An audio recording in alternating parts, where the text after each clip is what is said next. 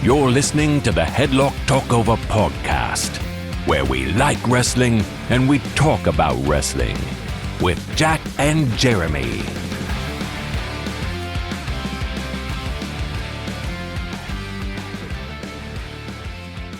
Hello and welcome to the Headlock Talkover podcast, a podcast where we like wrestling and we talk about wrestling and we definitely don't waffle about bullshit all the time. Welcome, I am Jeremy, joined as always by Jack. How the hell are you? Fine. Cool. The usual? Green tea? Yeah? Cool. Welcome to our 12th episode where we'll be talking over... It took a minute. We'll be talking over TNA Bound for Glory 2011 and Hulk Hogan's last televised match. That's bizarre. Utterly bizarre, but we will get into that And it's not in the episode. It's not as bad as you think. No, it's all right. Yeah. It's all right. We're like 2011 TNA when things were kind of falling apart. Yeah. It was a good time. Good time, though. What we're going to do for you for our intro today is we're going to go over our Double or Nothing predictions and then a little bit of the news. So let's start with grabbing my phone so I can get the Double or Nothing card up. I'm going to get it on record as you haven't seen the card No. prior to this recording. I know that there's over 10 matches. There are 11 matches if you include the pre-show, but fuck the pre-show. No one's going to be watching Who's on that. the pre-show? It's Thunder Rosa versus Diana Perazzo. Yeah. All Great. right. Fair enough. Yeah, let's move on. We will start with the only match that isn't like a stipulation or for a title. So it's a singles match between Trent Beretta and Orange Cassidy. Who have you got and why? Trent. Really? Yep. I think that's bold. Cassidy, obviously, they're very high on Cassidy. And for the best friends to fall apart, Cassidy's probably going to come out on top. He was always the star of the group. Cassidy, I think you just said it there, is already a star. Yeah. I think they could make a star in Trent by beating an established star. I think there's more mileage from a Trent victory than there is an Orange victory. Yes, but it's unfortunate because Trent's mum is more over than he is. What if he disses his mum? Oh, that's a heel turn for you. It is. Fuck you, mum. Yeah, mum. Next up, let's go for a trios match. Not for a trios title, according to Wikipedia, but a trios match nonetheless between the Bang Bang Gang, being Jay White and the Guns, versus Death Triangle, being Pac, Rey Fenix, and Penta El Zero Miedo. Bearing in mind the Bang Bang Gang are the unified trios tag team championship. I was just going to ask that, yeah. I don't understand why this isn't a title match, but who have you got and why?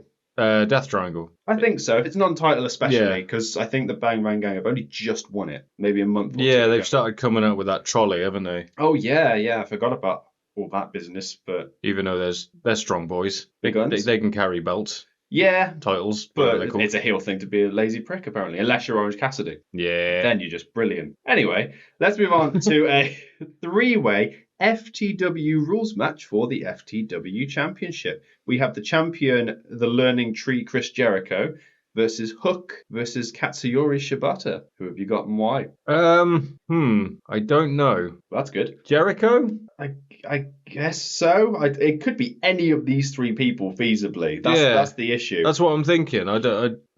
Jericho. I don't know why not. I'm gonna go Hook. I think they don't know what the fuck they're doing with the FTW title being there, and Hook's kind of floundering. Like, Jericho wants to work with him, obviously, because he's over as hell, but he's not going anywhere. Is he over as hell? Yeah. Or was he over as hell? Well, you said this in a previous episode, that Chris Jericho wants to work with Hook because he's over. Yeah. So he's taken the title off him. I guess there's some build to him winning it back, and this could be it. But why is Shibata in there? To take the pin. Well, I know.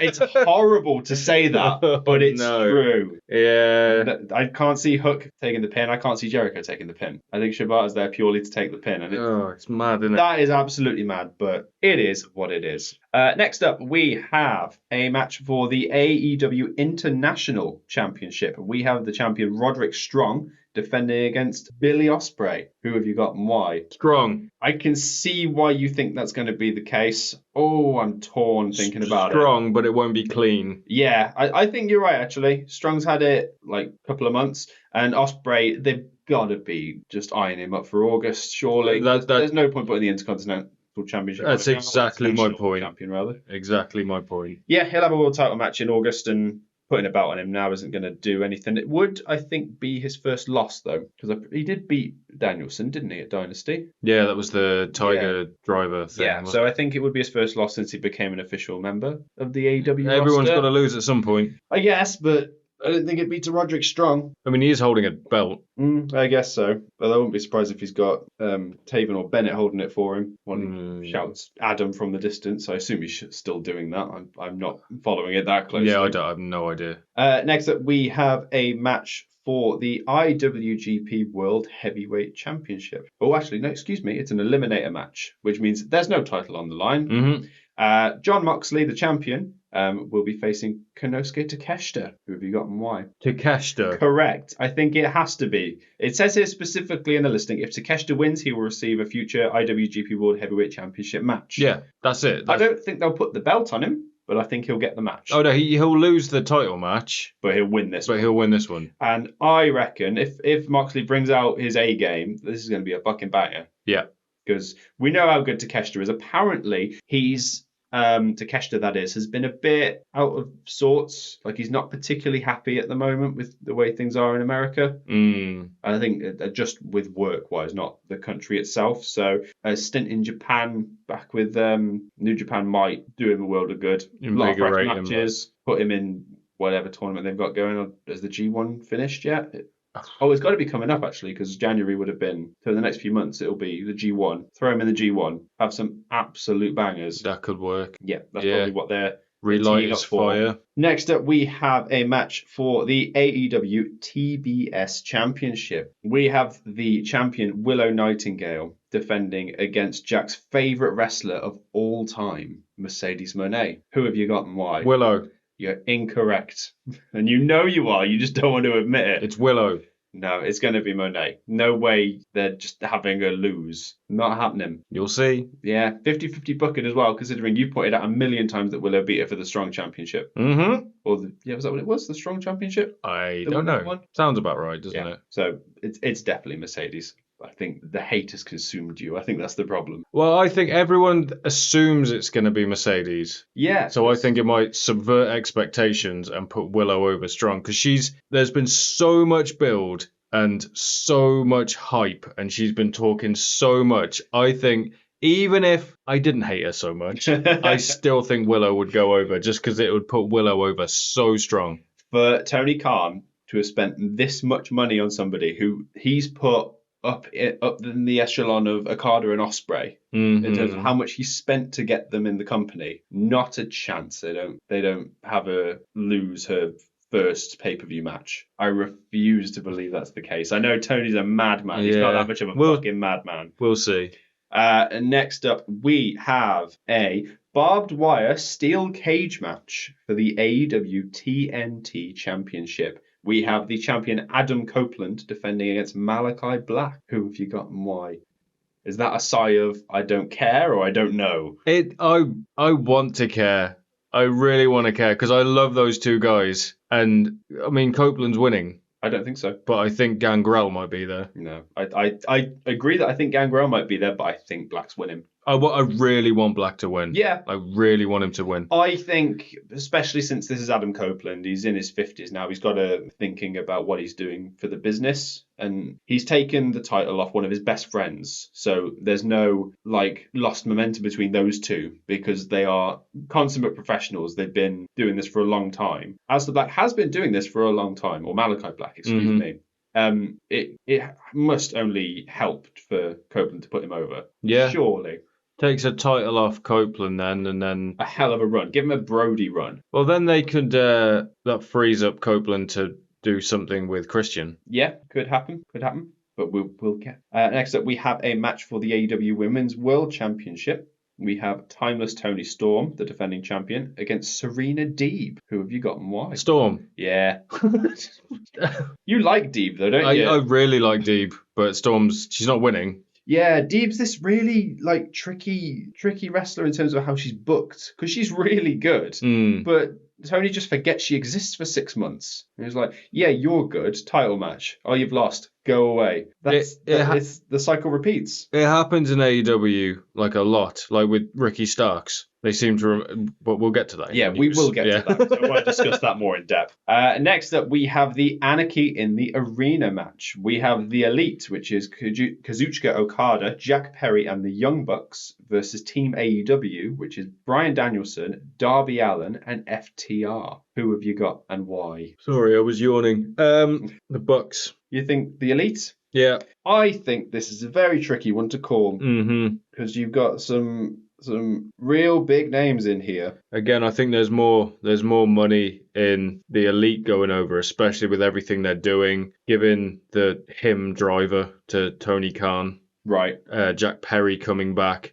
I think to squash all of that momentum would seem really stupid. You make a good point. I'm going to agree with you, but I have a follow-up question. Who's taking the pin? Read them again, sorry. Danielson, Darby, and FTR. Darby. He's the only feasible option, isn't he? Well, I think the Elite win, and I've said this on a previous predictions video as well. I think this leads to the return of MJF. They're kind of teeing it up any moment now, so he might actually turn up at Double or Nothing. Yeah, I mean, he's going to be the one to save AEW from these dastardly people that are taking over. And I've just realised it's a takeover storyline. This is TNA. Oh God, yeah. Oh God, it is, isn't it? Yeah, or WCW. Yeah, it's an invasion angle. It begins. It begins. Eric Bischoff's going to come out. No. Oh boy, I think you're right with Darby though, but only because of the bad case of foot. Yeah, I think they'll tie into that. Foot, neck, hand, mouth.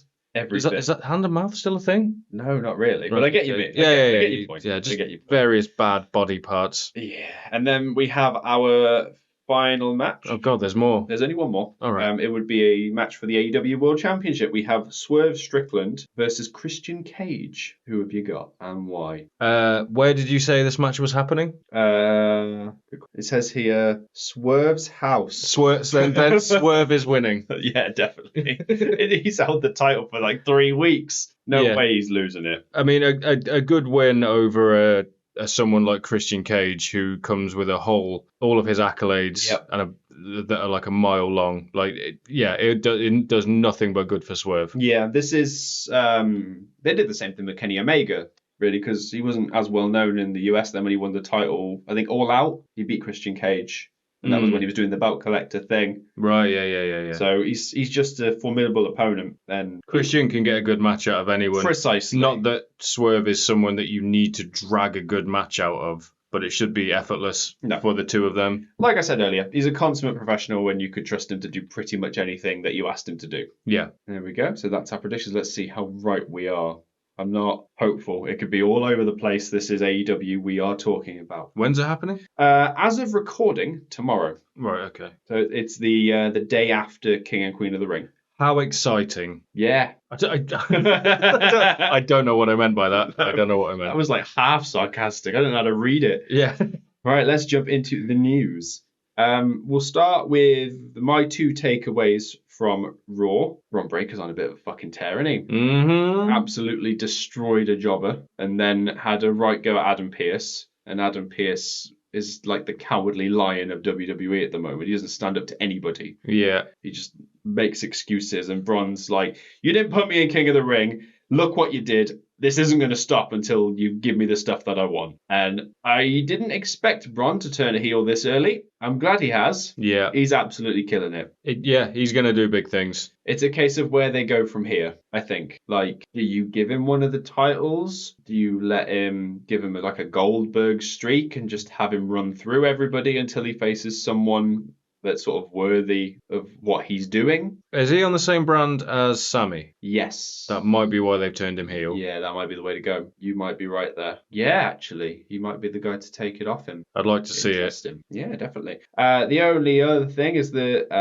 there's some stuff going on with Alpha Academy in the last week or so. Chad's just been chastising Maxine and Tozawa and Otis for doing their thing, and then he's tried to employ the Creeds, it seems, to create a new academy. Yes, please. I can't imagine a better fit. It's so good. The group of singlets.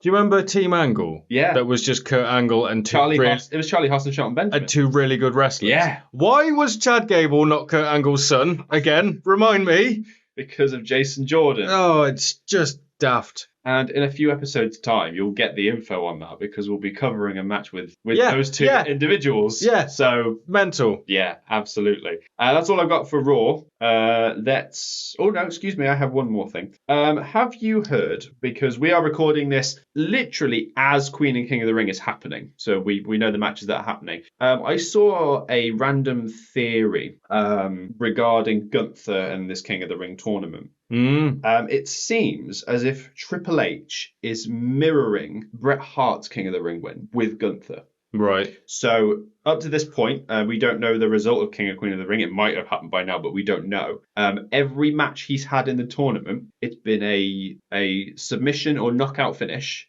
with a different move every time. So I believe in the first round, it was a single leg Boston Crab. Mm-hmm. Second match, it was a standard Boston Crab. And then he choked Jey Uso out. Yeah. That's exactly what happened with Bret Hart. All the matches, I think including his win, he won via submission with a different move every time. So I think Triple H is kind of mirroring that and really pushing Gunther as like a jack of all trades. Like not only can he hit you hard, he can make you submit without much effort. So I have 3 words for that. I'm listening. Randall King Orton. Not happening. I don't think it's going to happen. I just wanted to get that in there. I'm not mad either way. If Randy wins, Randy wins. But I think if Randy wins, he then goes on to face like Cody at SummerSlam. Yeah, it doesn't fit, does it? Well, I think it would.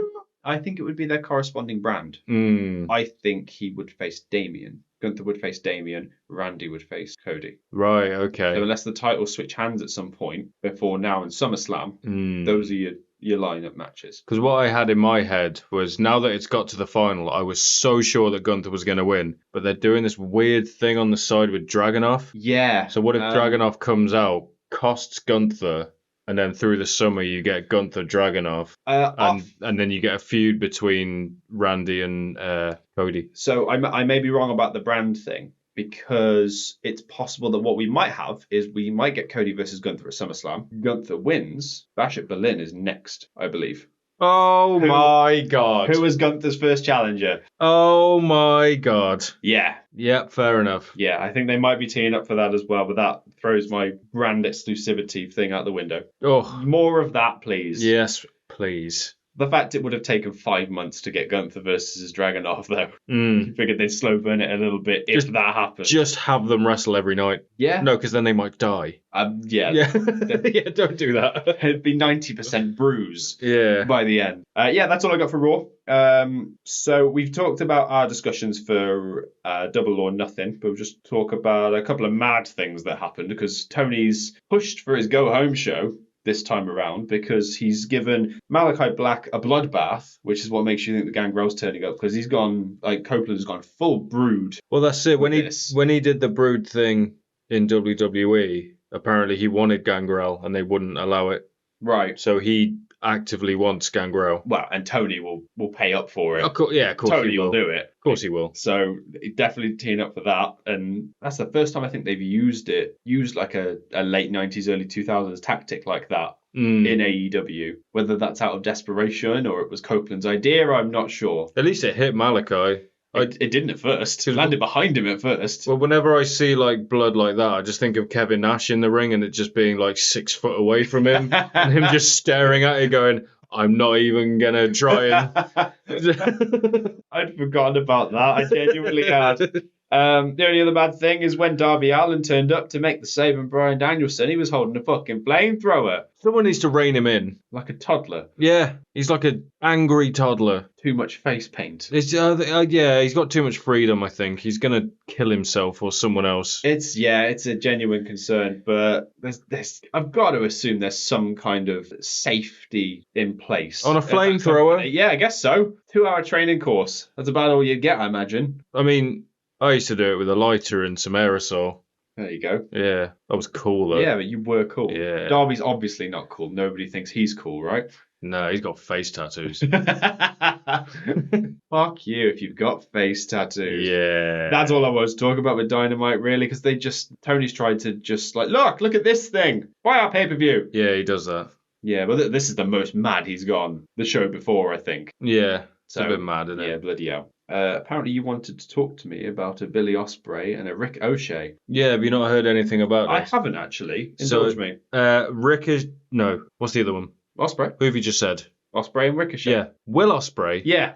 has come out and said that he thinks that the way WWE are treating Ricochet is the worst thing he's ever seen. He thinks Ricochet might be the most underappreciated wrestler of all time. How do you feel about that? That's a stretch, but I see his point. I am a big, big, big fan, excuse me, of Ricochet. And one of when I first got back into wrestling, which was 2016, around WrestleMania 32, and I get told about all the stuff that was going on in Japan and all over the place, and that was the match that kind of opened my eyes as to wrestling being something other than the WWE.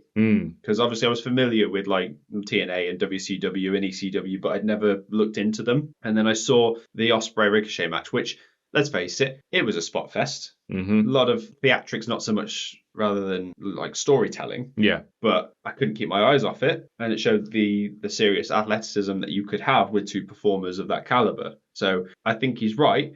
Granted, that is 8 years removed from now, so Ricochet's body is not what it was then. But I think what he was trying to get at is he was such an innovator, and he brings up Pac as well. Yeah. And if you go back and watch early like Dragon Gate stuff, they really were like innovators. I think to say that he's been underutilized, it's not a stretch, but the idea of Ricochet holding the main title in a wrestling promotion. Yeah, I don't see that. Yeah. But he should comfortably be in the mid-card picture, which he's not. He's not, but he has been employed for a long, long time, because I think they see a value in Ricochet that you can put him in, excuse me, like any situation and he'll flourish. Yeah, I think so. But this is a company that bet all their money on Gable Steveson. Maybe it's got something to do with his style is so high octane and so high impactful. Is that a word? Yeah. Yeah. That they tone him down a bit and just say, if you carry on wrestling like that, you've got maybe 2 years left in you. If you rein it back, maybe you've got 8 years left in you. Maybe that's one of the reasons. Well, they've built speed around him, haven't they? Yeah. So they've given him something, but it's something that's only on Twitter, and I imagine nobody's really watching. No, I forgot about it, to be honest. I think the last thing of note that he did was he jumped into Logan Paul. I think the last thing he did that kind of went a bit viral, did he do a 450 out the ring through the announce table? That sounds like something he would do. On someone, but he looked at Samantha Irvin before he did it and went, I'm sorry, and then just did it. I know the exact match it was. It was that fatal four-way where Jey Uso pinned Drew McIntyre to face Damian Priest. Right. It was that fatal four-way. He did it onto Bronson Reed. Yeah, was it a 450 or was it I don't just know. a splash? Or... Either way, from the... But yeah, it went viral because he looked at Samantha Irvin and went, I'm sorry. And then just did it. Yeah, I guess I see Ospreay's point, but yeah, he is making a stretch 100%.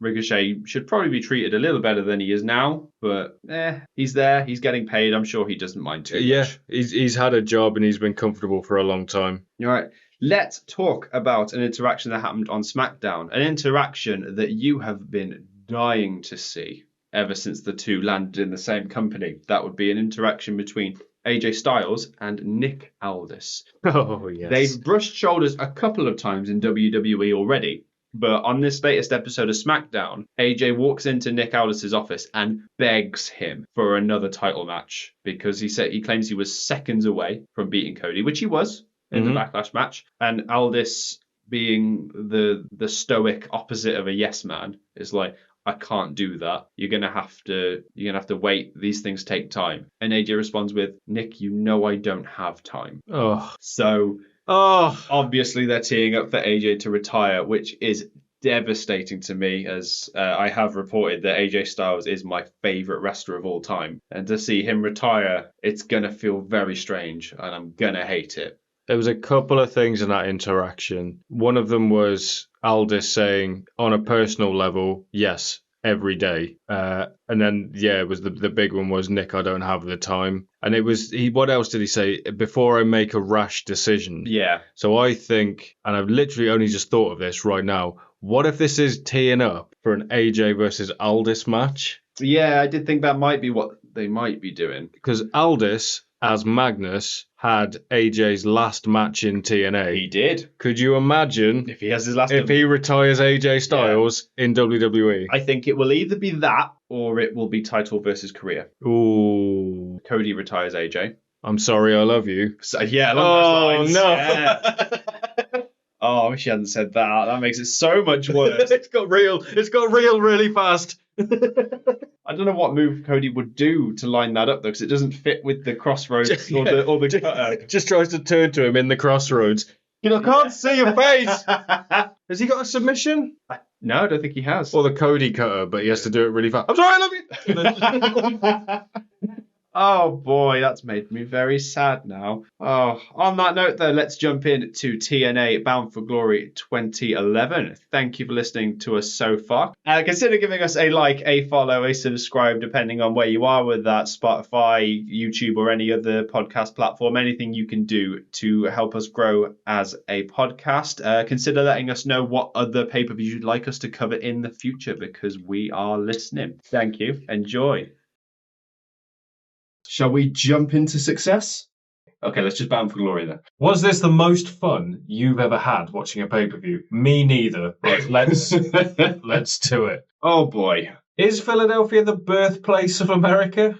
Technically, yes. Okay. Yeah, I think it holds serious significance to 1776, and that's all I know. Right. There's something about a bell. Also, this promo here, you got Hogan in the red and yellow. You got Crow Sting. They're not on the card. Neither of them. Yeah, no. not getting any of that. Two very different versions of these characters. What's also weird, there's no voiceover. Yeah, it's weird, isn't it? It's just some ominous music with videos of these wrestlers preparing for their matches. It's utterly bizarre. Good stuff. Remember Dixie Carter? What a time that was. I do. So this pay-per-view is synonymous for a couple of things. Weird booking, which we'll get into, which I still don't understand to this day, and Hogan's last ever TV match. Yeah, that's weird. So he had two more matches after this. They were on a UK house show, and they were 6-man tags. And weird that it happened in this country. Weird, isn't it? His last ever matches. That's insane. Yeah, craziness. There was a match on the pre-show as well. Do you care about that? No, but tell me anyway. It was Mexican America versus Inc. Do you remember those teams? No. Cool. This is definitely the point in TNA where I dropped the hell off. I'm not following this. I was watching this quite religiously at this time. Mexican America was its only sort of claim to fame was Zelina Vega was in them. Oh, okay. Like pre-WWE. She was called Rosita. I didn't know she'd done anything before WWE. She wasn't very good. Just then? In TNA. I remember her not being very good.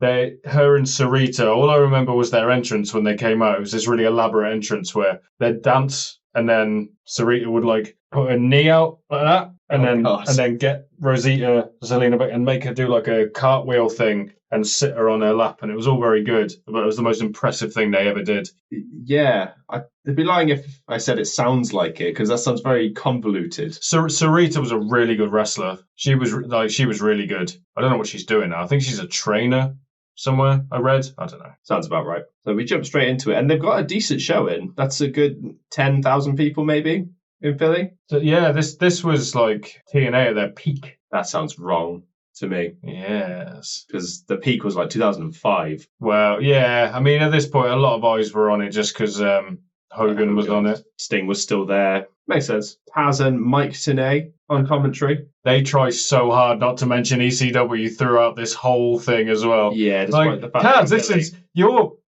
stomping ground. You were here in Philly, weren't you, Taz? Yes, I was. Yeah. Anyway. So bad. Where they have the Jerry Lynn versus RVD match, they just go, oh, they've had rivalries.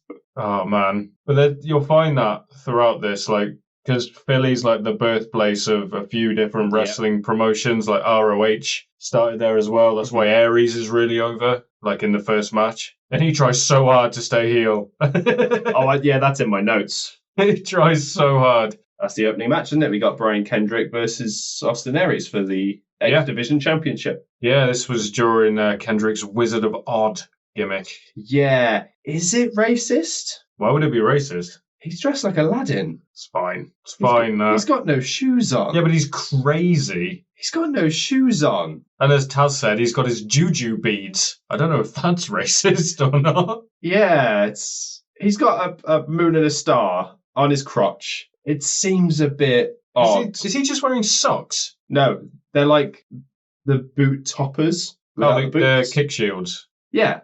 Okay. But he's not got shoes on. So it looks like he's wearing shoes, but he's not wearing shoes. Fair enough. How kooky. That dance is so good. He committed to it. I'll give him that. You remember what I told you last time we watched... I don't think we were watching an Aries match. I said the next time we watch an Austin Aries match, there's something you need to look out for. I don't recall, but go on. Whenever he runs, he does a little jump before he runs. Oh, I'm going to be looking out for that now. And it's whenever he does like a suicide dive, because he's so fast, but he always goes, whoop, and then runs, and it's really weird. So the last time we saw Austin Aries was when we did the Lockdown 2007 episode, and he was Austin Starr? Yes. Was it Austin Starr? Austin Starr. But Big difference. Yeah. He differentiates them. He says it's a different person because he now has the Aries tattoo. Right. And Austin Starr doesn't have the tattoo. Good distinction. It's not like you can just get tattoos or anything. Yeah. He starts the heel shenanigans by telling the crowd to be quiet. Yeah. I know you like me, but shut the fuck up. Yeah. Also, I had a question for you, and it came up immediately starting this match. So is this like a weird cross-section between TNA and Impact being things? Because it's for the TNA X Division Championship, but the ref shirt says Impact Wrestling. I don't know. There's some weird... Is it like a parent company thing, or... Because, like I said, I really wasn't following it at this time. Yeah, I'm not sure. I can tell you that guy's T-shirt in the background that just says Hardy in, like, Sharpie is amazing. I kept gravitating towards it, and... Wow, Yeah. Did you notice the other two T-shirts? There's another three that three? I noticed at a really specific point, which I'll point out to you. Mm-hmm. Is that connected to the same T-shirt? Yeah. Yeah, good. Because the first time I saw the Hardy T-shirt, I saw the two that followed it, and I was like, I mean, it's still weird, but okay, if you want to wear that. There's three that follow it, but you could remove one of those words, thinking about it. I suppose you could. A weird start to this match, I thought. But that's really slow. It's just they end up doing a lot of head scissors, like over and over again. It's weird. That's what I mean about Aries being really quick. I'm looking out for that jump. He didn't do it then. If I remember, I don't think he does it in this, annoyingly. Yeah, I'm also curious. I don't know if this match ever happened in WWE. I feel like it did, because they were both in the Cruiserweight division at around the same time in WWE. It must have done. Although Kendrick just looked like a hobo the entire time. Yeah. He had his jacket, didn't he, in 205 Live? Yeah. Yeah. The Brian Kendrick jacket. And then Austin Aries quit after Mania because he was on the pre-show with Neville. Neville. Yeah. Wow. I think they both ended up quitting the company, and that was a big factor for both of them. I also like the one kid who is not wearing a Sting mask. I'm pretty sure he's just painting his face, but he doesn't look like he has any interest in being there at all.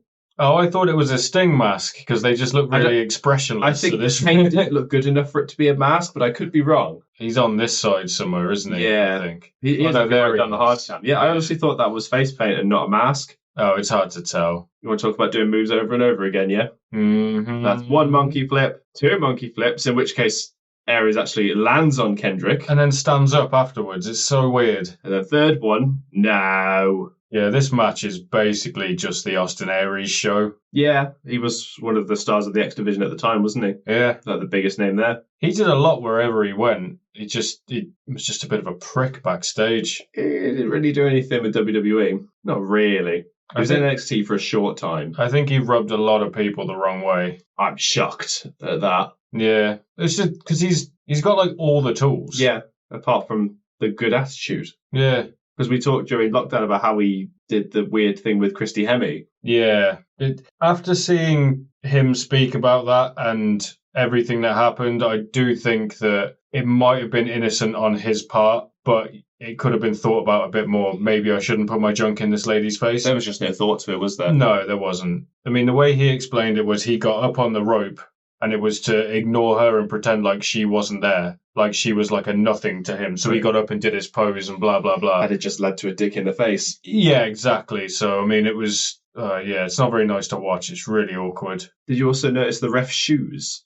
What are those? I wrote in my notes, blue shoes in capitals. What are those? They're brilliant. They look like Naomi's shoes. Maybe he's feeling the glow. Yeah, like 5 years earlier than she did. That's Hebner's son, isn't it?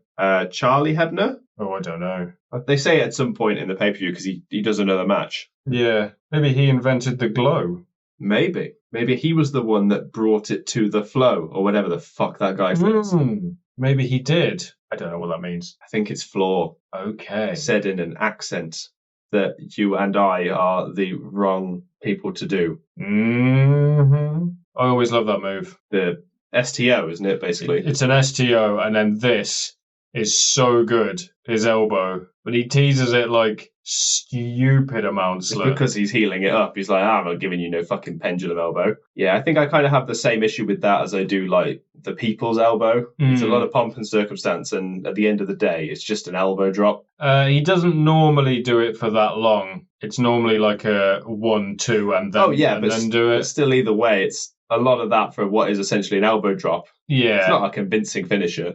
It's not a finisher at all. It's just a signature that he does. But when he does hit it, it looks way more impactful than the people's elbow. Because he's put a momentum to it, I guess. Yeah. He does hit it in this match, I think. I'm trying to remember if he did. Yeah, I'm pretty sure he does it again, but he just does it really quick. Yeah, there we go. I mean, it was straight after an STO and it still didn't finish the match, so... Yeah. To your point, as Taz would say. Oh, he said it when you said that then. That was really weird. I thought the audio had doubled a little bit. When did you turn into Taz? Got it right in the airbag. And other Taz things. Let me tell you, I've been through a few tables in my time, and it don't tickle. Why have you turned into Jeffrey Tambor? I don't know. Anyway. I'm trying to think of a Jeffrey Tambor line from Arrested Development. I've got nothing. Anyway, we just missed Aries' suicide dive, which is... Oh, fuck, I had that in my note. So fast. It's so fast. I was too distracted by Taz. It's like he gets fired out of a cannon. Yeah, like he almost goes into the fucking crowd. He always goes between like the middle and bottom rope as well. Like the fence moved so much. Yeah. I'd be worried. Never do that again. There's always money in the banana stand. That's the line. There we go. I knew it was in there. Daddy horny, Michael. Let's stop this. Yeah, let's stop that. This is pretty cool. Kneeing him while he's upside down in the air. That does happen from time to time, but it's hard to hold them up while they're doing that, so fair play to him. Yeah, Aries is stronger than he looks. He did the brainbuster on Bully. I think it helps that obviously Aries is very strong, but I think it helps that Brian Kendrick is deceptively small. Like he's like 180. Aries is like all core as well. When you look at him, he's like got a really thick trunk. Oh, such a cool move. Yeah, there's good psychology from Aries as well to roll right under the ropes. Yeah, to really like position himself perfectly. I mean, he could have just grabbed the rope. But he basically kicked out to grab the rope. That's exactly what I was thinking. He put both arms around the rope. Oh, he knows what he's doing. Better than we do, that's for sure. Yeah. Oh, that's a horrible bump as well. Brian goes for the sliced bread onto the edge of the apron, and Aries just holds onto the rope, and Brian eats shit, falling straight to the floor. This as well. He always did this. Yeah. Luckily... Oh, Hunt. It's not like he was running for it. Luckily. If he was going a little bit faster, that would be horrible. Mm-hmm. I'm trying to remember his finishes around this time. He had the brainbuster and the it was the last chancery as well. What was that? That's really hard to explain. So opponent is face down on the floor. Their head's here. He'd grab their head and then he'd flip over himself. So it's like a crossface. Oh yeah, he's facing up and Does that make sense? Yes. Yeah. It's kind of like a chicken wing thing, but you're like.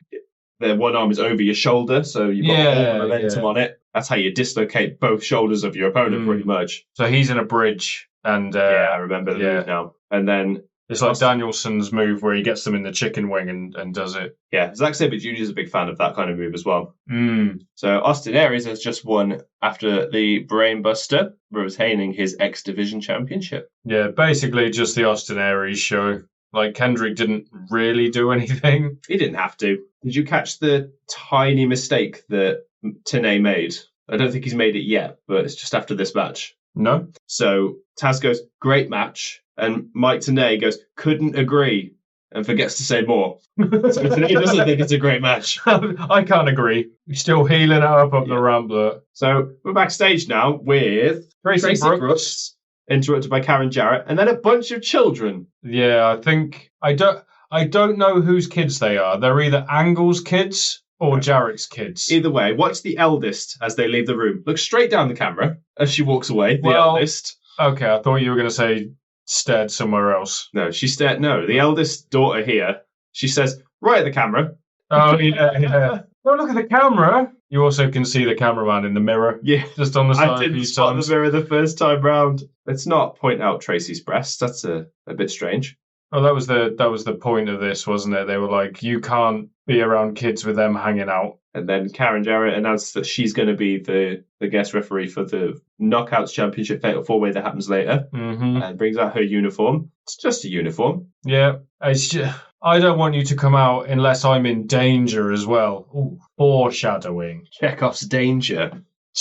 Every time I see Karen Jarrett, I just get so confused. So confused. Anyway. Well, I mean, she was Kurt Angle's wife. Oh, you're about timeline-wise? Yeah, and then just in general, because she then cheated on Angle with Jarrett, or they broke up, and then she got with Jarrett. I'm fuzzy on the details there, but the fact that they still work together and stuff, it's just, I don't know. Are you ready for an ECW classic, Jack? It's RVD. Oh, is that now? Versus Jerry Lynn. Oh, this was a match? Yeah, I think we can explain why, though. And I think you'll agree with me. It's probably in your notes. I'm pretty sure RVD gets his bell rung real early in the match. Yeah. I haven't pinpointed exactly when it was, but there was a moment and you can tell RVD's not with it. We'll try and look out for it now. I screwed you. No, you fucking didn't. To be fair, the rivalry that they had in ECW was like, oh, there's snot right up his nose then. The camera lights went, check that thing, Rob. Ooh, yeah, they're really pushing it. It's like this is going to be chaos. It's not quite chaos. Yeah, they try and have a match that they could have had 10 years ago. Yeah, so we've established that this is quite a slow affair. Why don't you fill me in on their ECW rivalry a little bit before we get to the actual talking points of the match? I mean, there's not much to fill in. They just had loads of good matches. Oh, okay. I thought there was like a serious history between the two of them. Not really. Oh, I can't remember if she does the Jerry Lynn thing. I'm going to do my Jerry Lynn impression one day, and you'll see. Stay tuned for that, folks. Yeah. I can't remember when he did it. He only did it a few times, and I don't know if I'm the only one on the planet that seems to remember it. But he used to sign off promos by saying his own name, but he'd like death metal growl the Lynn, so he'd go Jerry Lynn, and that really hurt my voice. You gotta learn to let that scream out. Yeah. You gotta hit the right vocal cord. Oh, it did really hurt. Now, I have a confession. Yes. I hadn't heard this theme song until today. It's shit, isn't it? Yeah. It's absolutely shit. It's no one of a kind. No, it's not. It's burn down the whole effing show. It's just some... And that's it. Sounds a little bit like Corey Taylor, though. It sounds like someone's trying to do a Corey Taylor impression over a band that's trying to do a Primus impression. No, the bass is nowhere near cool enough to be Primus. I said trying. If you're going to be Primus, you've got to do something ridiculous with the bass. Yeah, you do. One thing I will say, he's always got the coolest singlets. Yeah. They're really out of date, but they always look good. The same person that did them did Ryback's. I could see that. That sign just says Jared is stupid. Jared or Jarrett? Jared with a D. Fuck you, Jared. Yeah. Stupid. ECW chants from the crowd. There's a sign round here that says Curl of the Burl as well. Is that a Mastodon song? If it is, I don't know it. Unless they're just on about gains. Yeah, Some burly curls. I don't fucking know. Yeah, I no idea. Quite technical to open up, really. Like RVD's going for a Gucci Gatami. I love this. He says he's got a great first step explosion as he's casually jogging towards the ring. It's so funny. Well done, Taz. Oh no, he's only got one. Yeah, he's only got one. This Taz. It's this iteration. It's the same Taz as the Tasmanian Devil this time. Peter. Is that his name? Yeah. Love it. Oh, this is where it gets a bit weird, doesn't it? Oh, maybe not. Not yet. There's a couple of botches that happen like back to back. That's the giveaway for me that something ain't right. Pretty sure that bloke in the front row just held up a sign that says "Save us, lasagna." Yeah. That's where Rob falls down, and this is the weird crossbody. Yeah. So I think at this point the bell's being rung of Rob Van Dam's because he's from this point on he's just not with it. Yeah, he doesn't seem all there, does he? You can see there, like the fact he pauses. Yeah, he would stop himself from hitting the rail on the way down then, and he didn't. Mm. And it only gets worse from here as well. He does some really like athletic stuff still, but he does some fucking gnarly spots as well. Yeah, despite the fact he might be concussed. Have you ever seen him without his ponytail? No, I've only ever known him with the ponytail. I've never seen it down either. It's always been up in a ponytail. Yeah, that's what I meant, like with his long hair. I don't know how long he's had hair like that. I mean, he's looked like that forever. 25 years at least. Yeah. This is mad. Does a moonsault off that barrier. And the barricade is wobbling like this, and it is the scariest thing. It's just weird that he's got like the best balance of probably any wrestler we've known. Yeah. I remember seeing an old... I had SmackDown Here Comes the Pain on PS2 back in the day, and it came with a little DVD of like the histories of certain wrestlers, like a little profile on them, and Rob Van Dam was one of them. He used to just do backflips off the roof of his school. Okay. Just for the attention of his classmates who fucking loved it, and he kept getting suspended for doing it. The camera completely misses that. Yeah, that was a nasty spot though. Like, how do you describe that? Like Jerry Lynn drop kicks a ladder that's on the mat as RVD stood outside, it just swings straight into his face. And RVD's got the chair as well. Yeah. And his mouth is bleeding immediately, so he got caught in the gums more than likely. I'm trying to think if I've seen RVD with his head down now. No, I never have. I'm pretty sure there's an ECW match where at the end he just takes it out the ponytail and brushes it back. Yeah, I could see that. Anything that's metal and is full. Thanks, Taz. Yeah.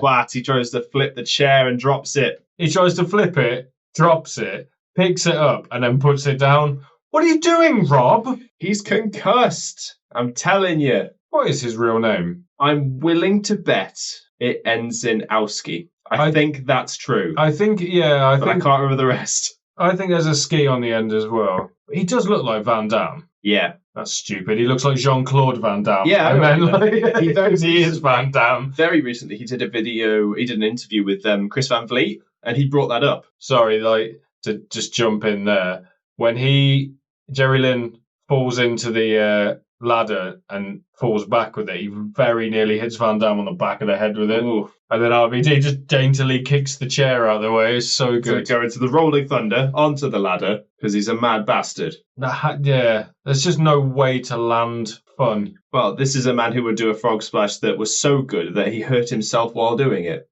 Yeah, ridiculous. So we were discussing during the previous episode of Unforgiven 1999 about... This is pointless as well, sorry. That's right. The absolute pointless backflip he does. Oh yeah, that is fucking pointless. But eats a fucking dropkick for his trouble. Yeah. No, the letters on the side of the boots that Jericho had.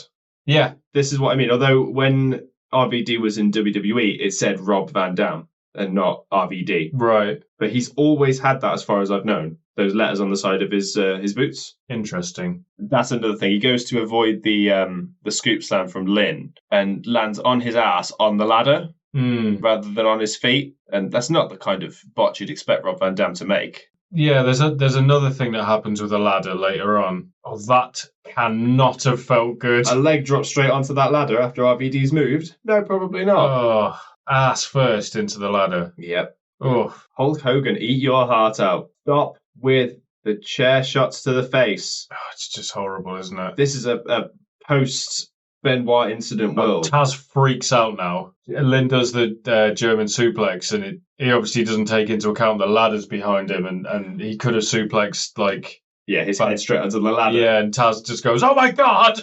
He's still going on about it. But he is right, it could have been bad. The business they're in, Taz. You sent ballet. Hey, one thing I found fascinating about this. literally get suplexed on the ladder and they still have the wherewithal to talk to each other. Like, imagine that. He just gets suplexed on the ladder and be like, right, next what we're going to do. Yeah. It's like, fucking hell. Like, come on. Take a breather, man. And a backflip onto it as well. Oh, it's Just for good measure. It's so good. Not enough to get the 3, though. Oh, he just drops the ladder. Yeah, it's on Jerry's calf. It's ridiculous, isn't it? Hard to watch. That was a good little combination. I don't know what RVD was trying to do. Oh, just BRVD. Goes for like a rolling thunder, but Jerry Lynn's on the second rope. Yeah, no idea. This makes me laugh.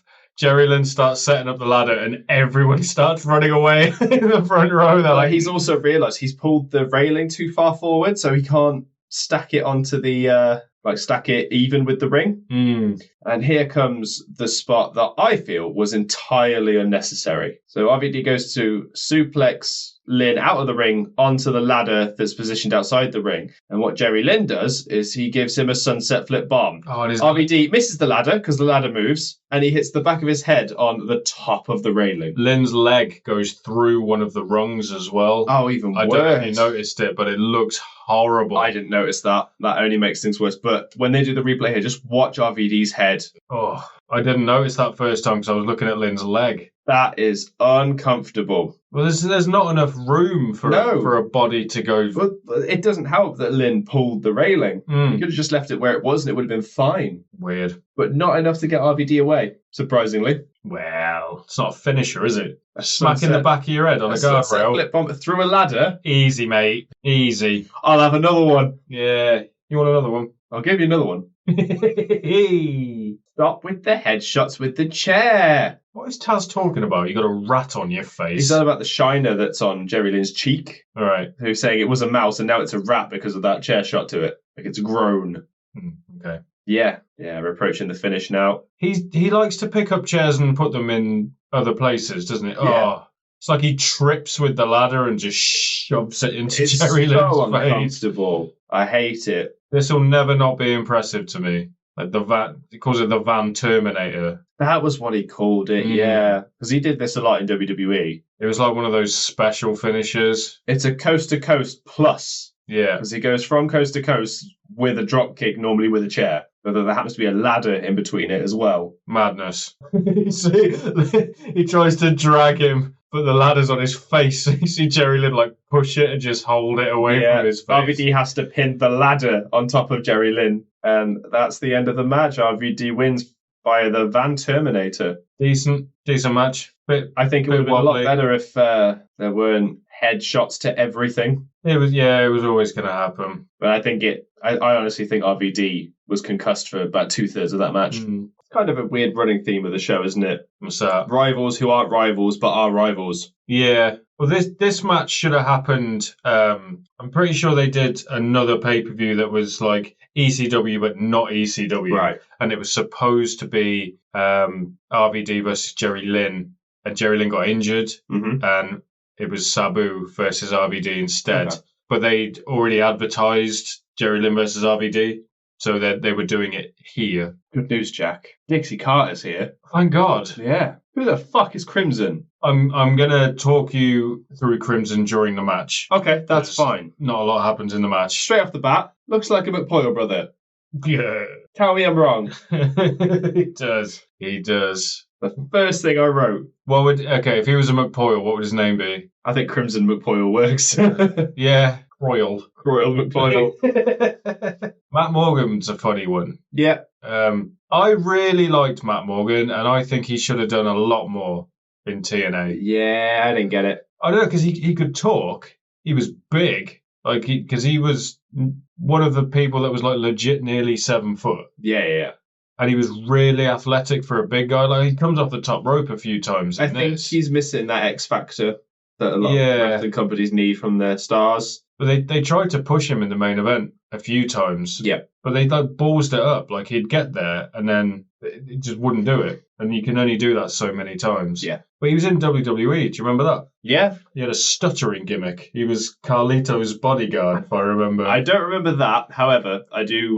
The thing I really recall is that he was in the massive Brock Lesnar team at that one Survivor Series show. He was a member of that team. Team Meat. Yeah. Yeah. Where they weighed nearly a ton for the entire team. Madness. I think it was, Big Show, A-Train, Matt Morgan, Nathan Jones, and Brock Lesnar.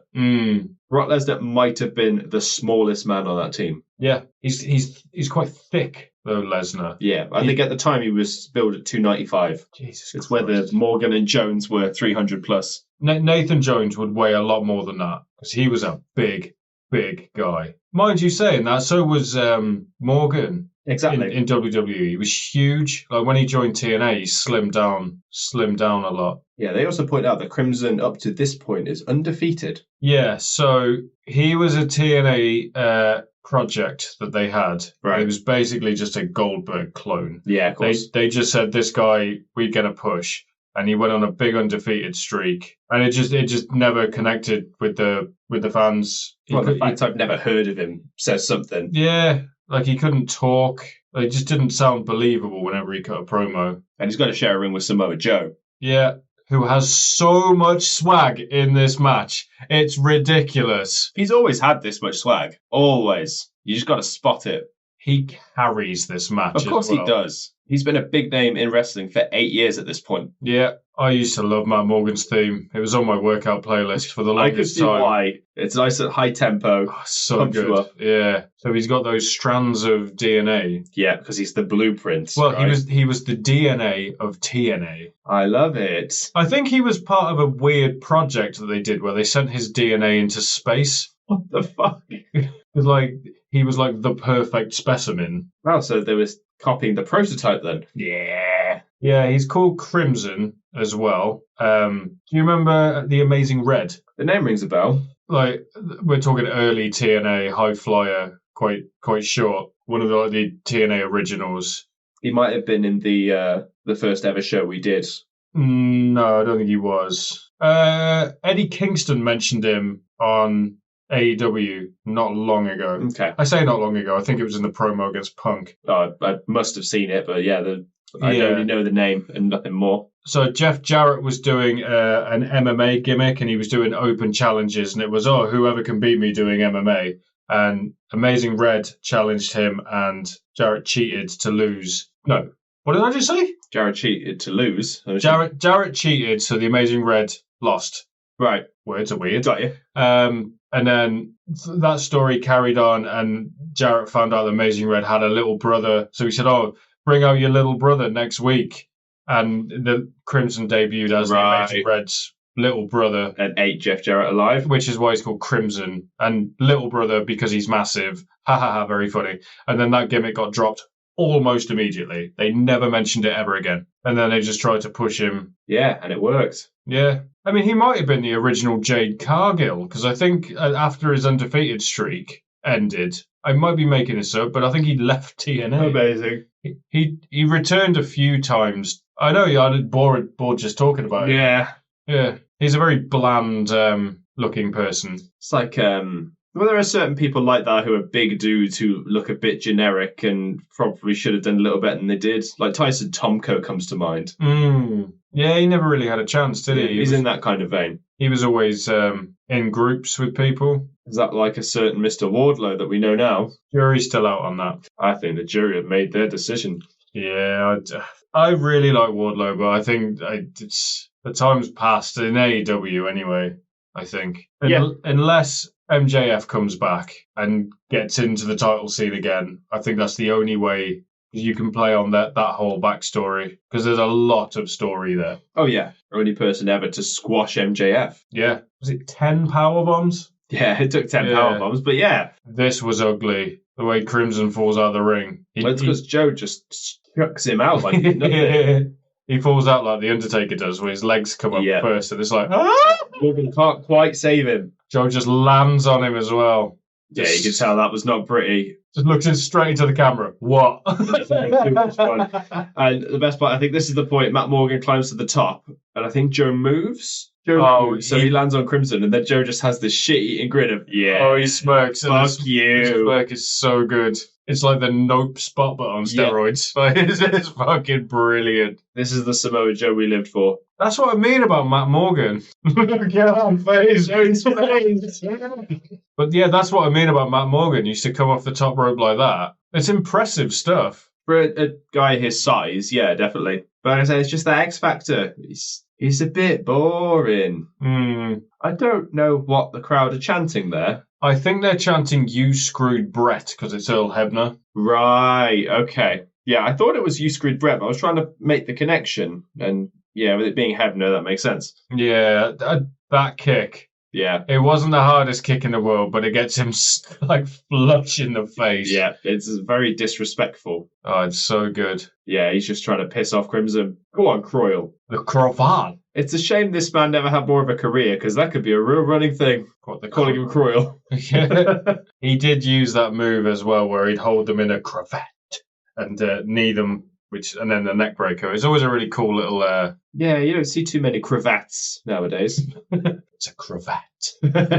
You get it? I'm gonna keep doing it. It's Seven Psychopaths, isn't it? Yeah, it's Christopher Walken. Yeah. Nice neckerchief. It's a cravat. What a film. Yeah. McDonough's worst film. Yes, mate. And it's still brilliant. Yeah, it's still great.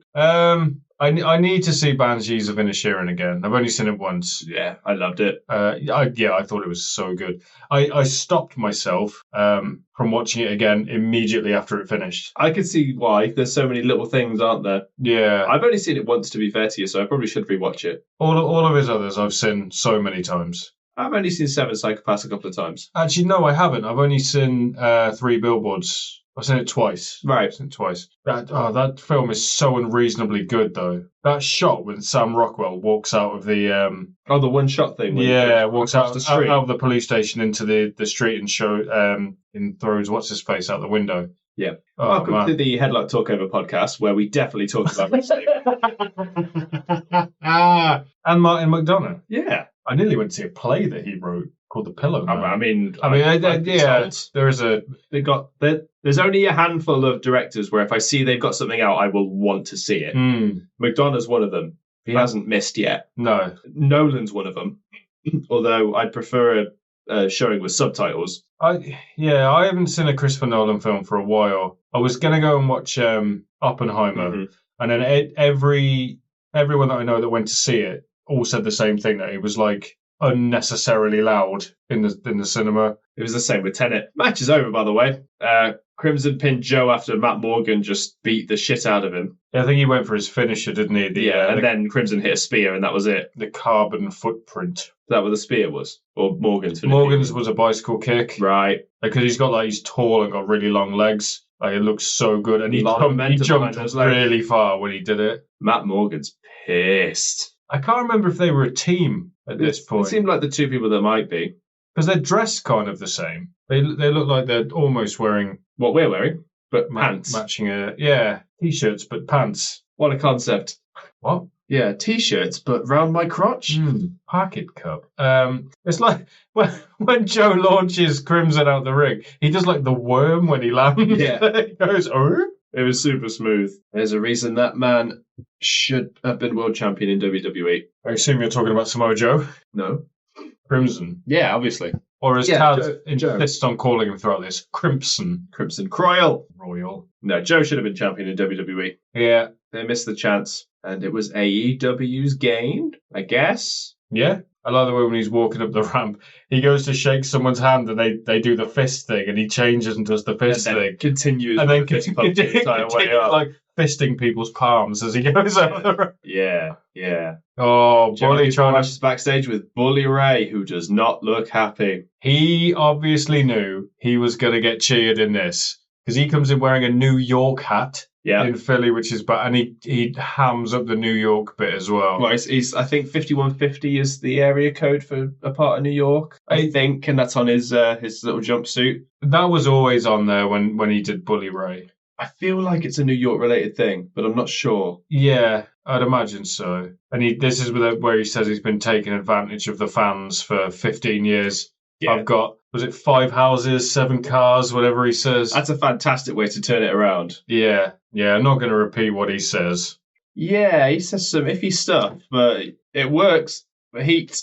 Yeah. Oh, he stumbles a little bit on the promo as well. I didn't notice that first time. Yeah, I didn't notice that either. I'm just going to interrupt myself. Go on. This is really cool shot where he goes straight from cutting the promo straight out through the whatever that is, that curtain. That is exactly what Sami Zayn is doing now. Yeah. And it's really cool. He also comes out to, I'm pretty sure it's Sabu's theme. Is that Sabu's theme? I'm pretty sure it is. That's weird to think that the Philly crowd wouldn't pick up on that. It's. I think instead of Sabu's theme has like Asian instruments instead of a guitar. So there's like a flute or a whistle or something in Sabu's, but it's that same beat. I love the Bully Ray character. I thought it was so good. Really underrated, I think. What was the deal with Devon around this time? Pass. There had to be a reason he wasn't there with Bully Ray. They did a fake retirement thing, and Bully turned heel, and they had a feud, and then Devon went on to hold that weird TNA belt that went through like several different versions of it, and he held it for a long time, and then left TNA while he was still holding the belt, and then the next time you saw him was Aces and Eights. You want to talk about the X Factor? Mr. Anderson has that X Factor. Yeah. I mean, there's a reason why he got pushed everywhere he went. I think he was his own worst enemy. Yeah. I wrote something at the beginning of this match in my notes, and I'm going to ask it now because it becomes irrelevant in 2 minutes. What the fuck is on Anderson's shirt? What does it say? All I've got is pro wrestling is. I think it says pro wrestling is real. Okay, because in 2 minutes' time, it just gets ripped off of his body. Yeah. I'm pretty sure it was pro wrestling is real. And then he had the gimmick where he kept calling himself an asshole. Oh, that's people are fake. Pro wrestling is real. Is. People are fake. Yeah. But you've probably seen a couple of signs that say asshole in the crowd. I know that guy's wearing one of the T-shirts there. Yeah, that says asshole. That's an Anderson T-shirt. He really leaned into being an asshole, but somehow it got over in certain circumstances. I think someone called it him. It might have been Jeff Hardy, and he just owned it. Yeah. That's the best way to get a gimmick over. Look at Jey Uso and Yeet. That's from a one-off comment at a fucking press conference. The fact that he's using that as a serious word, I've said it before, but I think it's so good. Yep. Yeet. Oh, he's slaps, chops. Yeah, they're slaps. Slops. It's an open palm slop. They don't sound fun. That was Gunther-esque. This is what I mean about Bully Ray. I think he was so good. Considering he was a tag team guy for the longest time. Yeah. Pretty much his whole career. And all of a sudden, this late in the game sort of transitions to being a singles guy. It was like the first 12 years of his career where he was part of the Dudley Boys. Yeah. Mid to late 90s until what? Late 2000s? Ridiculous. Anderson doing an Insecurity was weird. It might be the most athletic thing I've ever seen him do. He did, he did a top rope move as a finisher, didn't he? Oh, he did the Kenton bomb. That was it. Brian Hebner. It just came to me then. What did I say before? Charlie Hebner. Yeah. I might be thinking of Charlie Dempsey. Well, yeah, we were talking about that before we turned the microphones on. Yeah. We were talking about William Regal. This was kind of stupid. Yeah. So Anderson's got a sign that says "Welcome to Philly, arsehole," and obviously it's paper wrapped around something. And then once he hits Bully Ray with it, we find out it's a road sign. No one's allowing a road sign into an arena. It's just so bizarre, isn't it? Makes a good noise, doesn't it? Yes, beat me to it, yeah. Adds a real satisfying noise. This bit made me laugh so much. Anderson gets the cup, this throws it in Bully's, and this guy is so pissed off that he's covered in beer. And then the woman on the other side throws her beer at him. Oh, I didn't notice that. Oh, she does! Take that. And she's so excited to be part of the show. Oh, man. I bet she got kicked out. I think in any other match she might have been. A very Karen kind of vibe to her. It's so good. Yeah. I didn't even notice that when I watched it. Oh, yeah, it's a Falls Count Anywhere match. Yep. Bully Ray said he's in a match that he shouldn't even be in because he doesn't belong in this kind of match. I was 100% sure when he pulled that table out and the crowd was going to put it back. He was going to put it back, yeah. He should have put it back. They're like, no. No, because we need it for the ending of the match, Bully. Then have Anderson put it up. Yeah. If there's one thing that he's synonymous with, it's tables. Shouting. Oh, and tables. Yeah, but he's not normally shouting about tables. That's the problem. When did tables get so over? Does the crowd always go mad when tables get pulled out? Yeah. And there's always a "We want tables" chant in matches like this. Particularly in the last few years. I think AEW might be to blame for that. I mean, so it's always been a thing. No, you might be right. I remember it being a thing in NXT a lot. There were certain takeovers where you'd hear that chant. Yeah. Who knows? Not this guy. This is really cool. I like the little X as well. So he knows where the mic is. Yeah. Oh, I didn't spot the mic.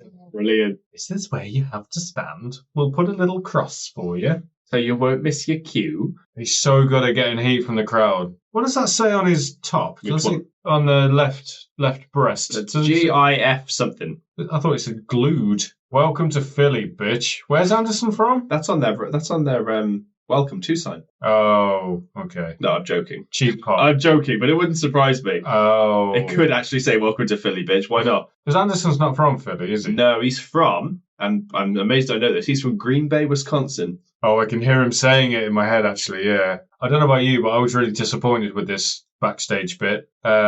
We recently just watched a backstage fight between Ivory and Luna Vachon. Yes. And this is nothing on that. Although there is a pile driver on concrete. A really slow pile driver, but a pile driver nonetheless. Yeah. Bully Ray's just sitting down. I don't know if they expected that bump. Why is there a speed bump there? There's probably wires underneath it. Yeah, it's one of those. Yeah. Oh, yeah, definitely. Oh, yeah, you could even see him. Yeah. Okay, I'll throw that table that doesn't hit him. Yeah, it's just a bit slow, isn't it? Yeah, everything they do seems to go on just a little bit too long. I think it's the same problem that Edge and Orton's WrestleMania match had. Oh, was that like the half an hour one? Yeah. Like 40 minutes. Wasn't that the longest match? No. Oh, no, because fucking the tag match, Roman and Cody, from this year was... Oh, yeah, but then, like... that's a cool shot, sorry. Just Anderson in front of the light. With that weird bit of dust hanging off his hair, yeah. Yeah, it's a spider web or something. You're forgetting about the 1 hour Iron Man match. Yeah, I'm going to stop talking. That'll do it. Yeah, I don't know what I'm talking about. I'm just here to have a good time. We just like the wrestling. Anderson was his real surname, wasn't it? Yeah, I think his real name is Ken Anderson. Yeah, I think, yeah. It was Kennedy in WWE, wasn't it? Yeah, Kennedy. It's Mr. Kennedy. Kennedy. Oh, I'm not going to say it. I'd love to see the time though where he stuck around in WWE and the bad fortune he had didn't happen. Because he was supposed to be McMahon's illegitimate son. That was plan B. He was supposed to be world champion before that because he won Money in the Bank, had to relinquish it to Edge because of injury, and then the injury didn't turn out to be that bad, so he gave it away for nothing. Then they planned to have the illegitimate child thing, and then he broke wellness violations and got fired. Oh, yeah, he dropped Orton, didn't he, during a backdrop, and that was like the final sort of nail in the coffin. Yeah, Orton's funny when it comes to pushes, isn't he? Not so much now. No. Back then, yeah. But obviously, it was his safety. It's... Yeah, for God's sake, don't get pushed. Yeah. Well, no, I mean more like it was normally botching a move. Not in a way that's noticeable to the crowd, but the way that he could legitimately get hurt. The Kofi thing was because Kofi got up too quick. Yeah. I think it was supposed to be a punt, wasn't it? And Kofi just stood up. Stupid. What? Bully Ray getting thrown into a guardrail that's been brought into the ring. He bends, and the thing that got me about it is that's an actual guardrail because he pulled that out of the crowd. He did. It's not like being gimmicked or anything. I would like to point out that I can't see Bully Ray in pain anymore because whenever I do, my head just goes, my balls! Oh, Bully bomb. Because it's not a Bubba bomb. Yeah. Straight through the table. Not enough to put Anderson away. He's got some crap tattoos, Anderson, hasn't he? Well, he's got that one on his shoulder, like across the back of his shoulders. Yeah, big. Which is fine. It's a typical tribal tattoo. But it's red. Yeah. And it just looks, yeah, I'm not a fan of it. Not for me. I don't think there's anything wrong with it, but that's all he's got, isn't it? Yeah, maybe. I mean, Orton's got very similar tattoos in the same place. Yeah. It's just the fact that they're black as opposed to red. Well, he's done it again. Straight through the guardrail. Well, he's a big guy, isn't he? Also, backsplash. There's a senton. Yeah. Mic check. I don't know if the side of his head bounced off like the thick part of the barricade. How that didn't end the match, I do not know. A mic check, which is Anderson's finisher, onto the edge of the guardrail. It doesn't last much longer now, I don't think, anyway. Kind of falling apart at this point. So someone tries to get a TNA chant starting, but just goes, TNA! And then no one else joins in, and he just goes, ah. Well, I imagine the rest of the crowd go, no, it's Impact Wrestling now. I don't know. I can't even remember what it was at this point. It's a real, like, in-between point because you've got both brands being displayed. Yeah. There you go. He's doing it again. He's off again trying to start the chat. Just no one's joining in. Just shut the fuck up. Oh, this was hard to watch as well. Oh, he's got a little thing on his shoulder. A thing? Yeah, a tattoo. I like the way he gets in the ring to get out the ring. It's so he can climb at the right, like, vantage point, I guess. Yeah, So he goes for the Kenton bomb. He's a bit What's the wobbly. problem with tables, Jack? Oh. They don't always break. Oh my god. And the crowd start booing. Like it's their fault. If you notice when he does the mic check, watch Bully's hand because he fucking slams the table. Yeah, they're talking right then. To they break. sort of talk to each other. Look at his hand here, look. Yes. Fucking. He's like, this is breaking. And that'll do it. Ken Anderson wins after the mic check So- to the table. Taz starts mentioning about how he called an audible. Yeah, I did notice I was that. like, what are you doing? Stop giving it away, Taz. Yeah, that wasn't supposed to happen. He called an audible. Imagine fucking Or maybe do it again. I'll just do it again Imagine- now. TNA on the announce table just going, He's going to get some real heat talking like that. I'll work on it. It'll get better. yeah, it can't get any worse. But you don't sound like Jeffrey Tambor anymore. It's fine. Progress. Who else is horrendously Deep. from New York? So many people. This is Fully raised from New York. this is good content. Right? Good content. If you'd like to hear more of us pausing while we think of things, subscribe and you'll get plenty. Who else is New York? Am I New York? Isn't Mercedes Monet from New York? She's from Boston. Is that New York? No, Oh shit! it's kind of close to New York, but it's not New York. It's the same accent though, isn't it? Kind of. I'm sure some people from the New England area would have some Yeah, gripes with it, but I pardon my ignorance. I don't know. it doesn't help that when you're in England, you could drive 5 miles and get an entirely different accent. Yeah, you can drive 5 hours and get to another country. True. Right, so we see a backstage segment with Eric Bischoff and a referee, Jackson James. who we later find out in this backstage segment is Eric's son. Oh, it's Garrett Bischoff. Ah, Oh, what yeah. to do with that? I completely forgot this was a thing. I know Garrett Bischoff from Aces and Eights. Oh, okay. It was him and Wes Briscoe. Oh, Jesus. Yeah, were Angle's like proteges, and they turned on him to join Aces and Eights. Because we're not far from that now.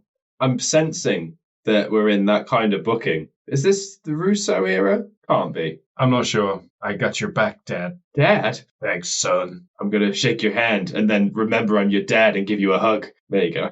That's so awkward, isn't it? Mm-hmm. And then like Taz and Tenay just sell it like someone's just been murdered backstage. Oh my God, what was... Oh. I mean, Taz tries to do a confused face just by going, oh, it's so serious. Can you really feel the emotion from them? Yeah, they're dripping with it. And now we have a match for the Knockouts Championship. Belt says Women's Champion. Make your mind up. God, it does, doesn't it? I didn't even notice that. And this is sort of in the death spot after that match. I don't remember anything that happens in this match, other than who wins it. Yeah. I also only know half the competitors. Don't worry. I got you. What do you want to know? Who the fuck are Velvet Sky and Winter? Who is Velvet Sky? I don't know Velvet Sky. I know Madison Rain. I don't know Velvet Sky.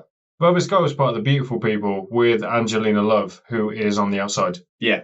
Oh, she came down with Winter, didn't she? Angelina Love did, yes. Yeah, Velvet Sky's been around TNA for a long time. Her and Angelina Love were the original Beautiful People. Yeah, okay. Didn't follow TNA around this point, though. They were all over it. There's a few reasons why. Because they had, like, really slutty entrances, basically, is it? Yeah, she's really leading into it here, isn't it? You can nearly see what she had for breakfast in those shorts. Yeah.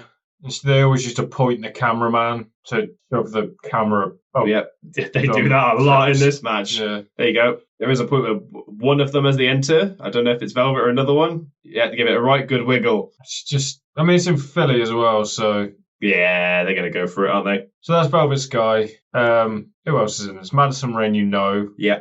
Mickey James, obviously, I know. Mickey James, you know. So Winter was Katie Lee Burchill in WWE. Oh, no. Yeah, she was the incest sister. Oh no! I know that storyline. And she came over to TNA, and it was a weird, like, time-traveling, stalking, zombie, lesbian brainwashing gimmick. That's a lot of adjectives you just said. Like, Angelina Love could only see her, like, in a mirror. What? And then, yeah, it was really weird. And then she became, like, a real person and, like, brainwashed her. It's Pinocchio and Frankenstein. That's what you're telling me. But with some vampire shit thrown in as well because of the mirror. Yeah, I said what I said. You did. It didn't make sense, but you said it. It's TNA, man. Her teeth are so white. Yeah, some people will do that. This annoyed me for a few reasons. Mickie James is obviously in this match to carry the match. Yeah, because she's the experienced wrestler. She's in it the whole time because the others just aren't. They aren't good wrestlers. The only other decent wrestler is Angelina Love, who doesn't even get into the match. But is she up to that level at this point, though? Yes. Yeah, she was pretty decent in the ring. Mrs. Aldis? Indeed. Lucky Mickey. Blimey. Hey, I'm not the one thirsting over Nick Aldis. I'm not the only one. I know you're not the only one. Okay. You're the only one at this table. Yeah. Do you think this gimmick came about because of Twilight? It's got that kind of vibe to it. I can't tell you anything about Twilight, to be honest. Is there werewolves and vampires? Yes. And Robert Pattinson? I think it's Robert Patrick then. Is he in Twilight? I'd watch it if Robert Patrick was lovely in it. mullet. Am I thinking of the right person? Robert Patrick, the Terminator. Oh, no. The T-1000. I'm thinking of Neil Patrick, the referee. Right. Neil Patrick? Oh, what's his fucking name? Neil Patrick Harris. No, not Neil Patrick Harris. The referee, his surname's Patrick. Nick Patrick. There we go. Oh, right. Charm. Anyway, hell. Karen Jarrett's theme makes me laugh because it's just Jeff Jarrett's, but like a stripper remix. It's also slowed down a little bit. Oh, you'd walk into a strip club and someone would be stripping, I guess. I've never been in a strip club. I've got no idea. I just thought of stripper on a pole match. That's the first thing that came to my head. Oh, God. Get it? Because pole and on a pole. I get it. I'm hilarious. Anyway, there you go. Karen Jarrett out with her fancy wrestling referee attire, rather. Just a referee outfit with a blue belt. And made it clear there that she is there very exclusively to let Madison Rayne win. Yeah, I'm not too sure of the. I just saw the guy in that Sting match just like that. Yeah, exactly. And then Karen Jarrett holds the belt upside down to display it. I noticed something really weird in this match. Mickie James never stands with both of her feet flat on the floor. Oh yeah, she always she's on like tiptoes. Those boots almost look like socks. So it's really weird. Like even when she stands like still, like both of her feet just don't go flat on the floor. Strange. Yeah, literally pinned her for like half a second. Come on, Karen. Yeah, but Karen's not even attempting to make the pin. Just establishing it early on, I guess. Yeah, Mickie worked really hard in this match. What came off there? I don't know. What is that? But what's weird there is, I missed this the first time around. Mickey's asking for Karen to count a disqualification count when she's nowhere near the ropes or anything. What are you talking about, Mickie? No, yeah. I bet she thought when she was going into this, they were like, right, you're going to have a fatal four-way with these. She was like, right, okay. All right. Got to earn my paycheck this time and then go home No. And not even win. Not even win. She won in our hearts. She always has done. She won a lot of people over with her match with Trish Stratus, let's be honest. That's been cut now, isn't it? Yeah, it's still got those undertones, but the specific thing that she did is now removed from the WWE network. Yeah, I slapped her and it was nowhere near her either. And then start celebrating with Karen Jarrett. You want to talk about films again? You watched anything? I don't think I've watched anything since Dark Knight Rises. I watched Back to the Future 2. Mm-hmm. Pretty bloody good, because I'd never really seen them. I know I'd seen them, but when I was like a kid. Yeah, they all sort of blend to one. Yeah. Apart from the third one, because it's in like a very weird place. Wild West. Yeah, that's the only one I'm yet to see out of the trilogy. Okay. But that's about it. I watched Independence Day Resurgence. Oh God. Any good? Don't watch it. Didn't think it would be worth watching. Yep. No. I haven't watched the original since it came out. Oh I my know. god. But I was very young when it came out. Pause this. No. Oh, right. No. Okay. I've got a home to be at. I'll be like halfway through. We're just going to quickly watch Independence Yeah. Day. And we'll come back. We're going to leave that. That thing is still in the ring, that black thing that fell out of Mickey. Off Mickey. What are you insinuating, Jack? I don't understand this. She's like, tell them to tag out. I think she's protecting Madison, I guess, to tire the others out. See, look what Mickey's doing. Yeah, I think it's a slightly sexy thing to have one knee bent. Is it? Both of mine are bent. Both of yours are bent. Oh, you're double sexy. What Oh. the fuck do we do? We are sat down though, so Yeah. is it like a it's a pose thing? If you think about like photo shoot poses and stuff like that, they've always normally got the one knee bent and they're on their toes with that leg. I'll tell you who else does it, and I don't know why I noticed this. Kenny Omega does it. Does he? Yeah. What? When he's trying to act tough, he like points and goes, I'm never going to see that man the same again. Although God knows when he's going to join us in the ring again. Because I don't want to date the episode, but he recently announced that he's not been very well. Yeah, I don't think he will. I don't think he will. He might do. We'll see. Saying that, what's he got? Diverticulitis? Yeah. Um, That's the same thing that both Shane McMahon and Brock Lesnar had. yeah, bit of a personal thing as well, but my mum had it. Really? And she's okay now. So that's, yeah. She's not performing fucking dragon German suplexes though, is she? Not that I know of. She's a bit of a wild card, my mum. Yeah, Mickey has been in this for Pretty much the whole a time. long Yep. time. You are right. She just fell on the thing that fell off her, and it's now. Oh, she's holding it. Look. Oh, I don't know. I don't know what you want from me, Jack. I've got nothing. No, Tell me what it is, Jed. I bet it's just some wrist tape or something, isn't it? I think it's coming from like her boots, or it might be Oh, what? like her boots. Oh, Her top is I thought you like said something else. it might be from her top as well.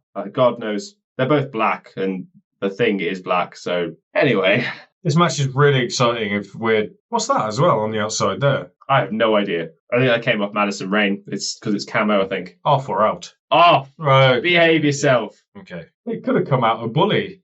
In the last match. That's why it's a bit bigger. Fuck's sake. God damn it, Bully, you're shitting camo again. Oh God. So yeah, the end of this match just turns into like the only thing I can describe it as like a Friday night at Weatherspoons. We've all been there. Yeah, it just goes a bit mad, doesn't it? It also goes a bit like any WCW match. This whole pay-per-view is very WCW. Well, the referee part specifically, I'm thinking. Mhm. Like, this referee's going to screw them over. Oh no, the referee's down. Bring out normal one. What's the point? Swerve, brother, swerve. Actually, Love gave Winter a potion. Oh, it's the mist, isn't it? Some sort of It's mist. scrawled. Then she goes to spit the mist at Mickey. Mickey ducks, and it hits Karen straight in the face. Not that you see it, because whatever it is, I think it's transparent. It's so weird, isn't it? It's probably water. The whole point of like mist to me is it just comes out of nowhere and you never see where it comes from. 100% agree. It sort of breaks the illusion if they go drink from this and then spit it in her face. Yeah, like when Asuka does it, you never see it, do you? Yeah, or when Muta does it. Yeah. Like even when he did it at the Hall of Fame, Tajiri too. during his speech. Yeah. No, like where the hell did it come from? It's really weird. I was doing a Muta thing the whole time I was trying to explain it as well. I was like, I didn't even notice. my hand was just glowing. So Tracy, What if I spat mist on you right now? oh, I'd be amazed. Yeah. I'd be impressed more than anything. Quick, hang on. Oh Wait there. no. Oh, all right. No. Okay, sorry. More Triple H. Yeah, put the mat down first. So Tracy Brooks has come down because Karen Jarrett was in immediate danger, and she counts the pin for Velvet Sky to win. That's what she said. Yeah, that happened. A lot of stuff did go on there, Taz. That's right. Other than holding the Knockouts Championship and doing this weird brainwashing thing with Angelina Love, I couldn't tell you what Winter did in TNA. What a shame. Yeah, we'll just have to suffer on, I guess. Well, that was by far the worst match, so we'll continue. Yeah. Also, Kaz with long hair. That's weird. I'm not familiar enough with Kaz, to be perfectly honest with you. Obviously, I know who he is. I've seen a few of his matches, but I don't know his character or his history that well. Right. He's a bit of a blind spot for me. He had long hair for ages, and I can't remember when it went, but it wasn't like a hair versus hair or anything. It just sort of one day it was gone, and it was like, whoa, okay. And now it's back again. And now what? No, this is before it got cut. I'm making a joke. Well, it's back now. Yeah, that's what I said. Yeah, you must have just grown it back for this. God knows, but all he's That's how these videos work, don't they? Yeah, definitely. That's all he's there to do, though, is to sort of emphasize the rivalry that AJ and Daniels have. He's friends with both of them, like on and off screen. I mean, he was only tagging with Daniels till recently as well. Right. Like I don't know if they would. No, Bad Influences way after this, because Kaz had short hair. So, for the record, whatever is up with the video package between AJ and Daniels, they've cut the music for it. There's no audio whatsoever, and I'm not sure why. I'm assuming it's a copyright issue, but oh well. We're gonna sit here in silence for a minute or two while that passes. Yeah,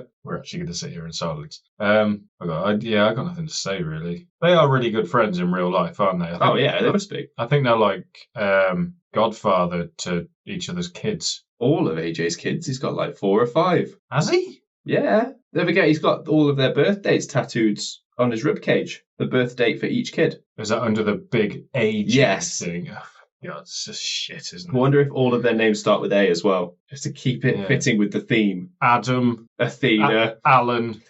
No, his name's Alan. Yeah. Alan Jr. Adonis. Aaron. I'm thinking out the box here. You're just picking names. Yeah, I mean, his name's Alan. You know what I mean? Well, yeah, but he didn't name himself. No, but he does think the Earth is flat. He doesn't think the Earth is flat. He thinks there's good arguments for it. Mm-hmm. He also is very surprised that there's a gay community, apparently. Apparently that's a thing. Pretty sure it's associated with AJ. I see it all the time online. Well, he doesn't know there's a gay community. Like, he's just surprised that I think he's popular with them. I'm going to have to look this up. He's such a redneck. He's just so oblivious to the world outside of his trailer. I'm going to look this up after we record. If I'm right, I'm keeping it in, and then we're discussing it next week. Yeah. They're still going with the silent video package. Yeah, it's harrowing. Yeah, let's go with harrowing. This is what it was like when we first started recording. The whole pay-per-view was like this, but we just had to talk. Is that how we did it? Yeah. Oh, Jesus Christ. The very first one, which you won't have heard because we're redoing it. Yeah, it wasn't very good, was it? Well, the audio was fucked, that's why. The episode and the pay-per-view were very good. Yes, but we're going to redo it. Oh, God. I don't have to sit here with my own thoughts anymore. I forgot it was an I Quit match, though. Yeah. I can't remember where I read this, but Christy Hemme was like the highest paid person in TNA. That's weird. I can't imagine her getting paid more than like Bischoff or Hogan. Hogan, especially. Yeah. But she was getting paid like silly amounts. Just to be the ring announcer? Well, I think when she was employed, she'd just come off WWE. Stuff, yeah. Yeah, and they were like, oh, let's get her. Oh, she can't really wrestle. Oh, crap, what do we do with her? It wasn't tough enough, excuse me. It was the Diva Search. She won the first ever Diva Search. That was a thing? Yeah. We're in that time where you had the Divas Championship and the Knockouts Championship in tandem. Yeah. They still call it the Knockouts, don't they? Do they? I'm pretty sure they do, yeah. Oh, that's a shame. We were talking earlier about bad themes. Yeah. AJ's is quite literally, you are, I am. Fuck off with all of that. Crap, innit? Yeah. It's no get ready to fly, is it? No, that was the superior one. Or they don't want none, which is a really good theme. I really liked the one when they were doing the Aces and Eights thing, and he was like the lone wolf. Yeah, I don't know this. Oh, I can't remember what it was called. It was a really good theme. You'd think I would, considering AJ's my favourite wrestler, but it was just TNA did not interest me despite him being there. You showed me this the other day, where we've hit a point where he's now wrestled more matches in WWE than he did in TNA. Correct. But he's still been in TNA longer. Yeah, it can only be because of the touring schedule that WWE has compared to TNA. House shows and stuff. I think, the record for it, I think, is held by Dean Ambrose. Right. And I think it's 215 matches in a year. You know, this made me laugh. We're about 30 seconds into the match and Daniels is like, quit, will you? Wait, imagine if he just gone, oh, yeah. Oh, yeah, fine. Oh, I've had enough. But Daniels plays it off because the first time he gets asked, he goes, why don't you suck my... And then they pull the mic away. Yeah, it's always really awkward to me in I Quit matches when the mic's in their face and they have to ham it up a bit, and you just hear, no, never, It's so hammy. It shoves the mic in his mouth. It says, "Why don't you suck this?" Yeah, take that, Daniel. Yeah, this isn't homoerotic enough, guys. Such good little, gutbusters into the backbreaker, into the gutbuster again. AJ was always a bit of an innovator. Yeah, but, effortlessly as well. It wasn't like he was trying to do different things. He just would. In this match, AJ pulls out what might be my favourite move of his that he doesn't do anymore. And when it happens, I'll point it out to you. Okay. I think I've only ever seen him do it once in WWE. Interesting. And of all people, it was to Kofi Kingston. That's weird that you remember that. I mean, he could have done it more times. I don't know. I just remember that one time. I'm also wondering if there's some weird personal thing going on here because AJ's got the breast cancer symbol on his tights. I've only just noticed that. God, he's such a freak athlete, isn't he? There's a reason they built pretty much the whole company around him at one point. Yeah, I didn't notice that either. Yeah, I just noticed it. However, there's a possibility that could be a British charity thing. I'm not sure. Maybe Americans can let us know on that because I don't want to seem ignorant. It's so weird when the ref shoves the mic in one of their faces. The crowd go completely quiet. Yeah, because they want to hear it, but still, they know it's not going to happen anytime soon. So I learned yesterday I can do a really good impression. Oh, yeah. Of someone. Right, I want to see if you can guess who it was. I might not get this first time. I'm going to take one earphone off so I can hear you better. Fuck's sake! Oh, I recognise it, but I can't place it. Yeah, it's Roy fucking Kent. Yes! From Ted Lasso. Yes! Yeah, I did it the other day, and AJ was like, "Oh my fucking god!" What a great TV show. You have to swear a lot and talk like you're running out of breath. Yep. You fucking prick. That is really good. Maybe. You know Phoebe in the show yet? His niece. Yeah. I'm on the third season now. I think you might be dying. How much have we got in the swear jar now? Really? Yeah, let's stop doing it now. Yeah, let's leave it that. Is Daniels trying to escape under the ring? He pulls that thing out, doesn't he?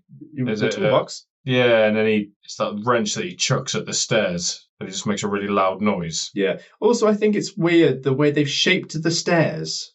They're like a foot away from the ring. Yeah, they're normally made to fit the corner, aren't they? That might just be a WWE thing, though, that we're just thinking about. Yeah, it's weird seeing behind the stairs. Yeah, I don't like it. No. All right, Daniels has got a screwdriver. Whenever I see, this, I don't know why this reminds me of this, but Tom Cruise in one of the Mission Impossible films, the way they shot that was he lay on his back and they had the screwdriver and it was tied by a bit of string behind them so that when the guy was on top of them and going like this, he was properly using his full strength so it had come across on the camera. Oh, okay. But because of the length of the string, it was this far away from him. But imagine if it snapped, because they said the guy that was doing it was full. Considering Tom Cruise does his own stunts as well. Yeah, it's madness. Yeah. Speaking of stunts. Fuck that. This spinning powerbomb is rough. Oh my god.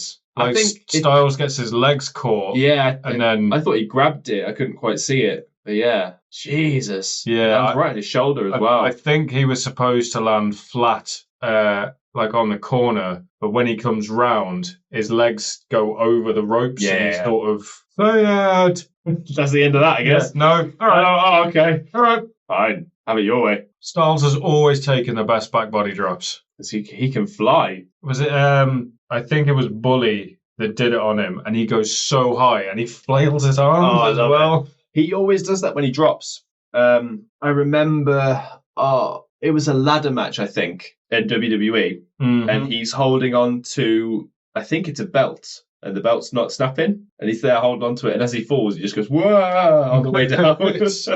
It's such a comedy thing to do. BME onto AJ Styles. Daniels is being a right prick about it. I mean, imagine being able to do a moonsault that good, and then just stand up and go, oh, did I do that? Oh, no. He's older than you think, isn't he, Daniels? Yeah, he's in his 50s now, I think. That's mad. Flipping off the crowd as he puts him in a single Boston crowd. I love this. The way the ref is just shoving the microphone at his face. It's like trying to brush a toddler's teeth. Earl knows he's getting. That's exactly what it's like. Oh, look, he's dragging his fingernails. Oh, the symbolism? I guess.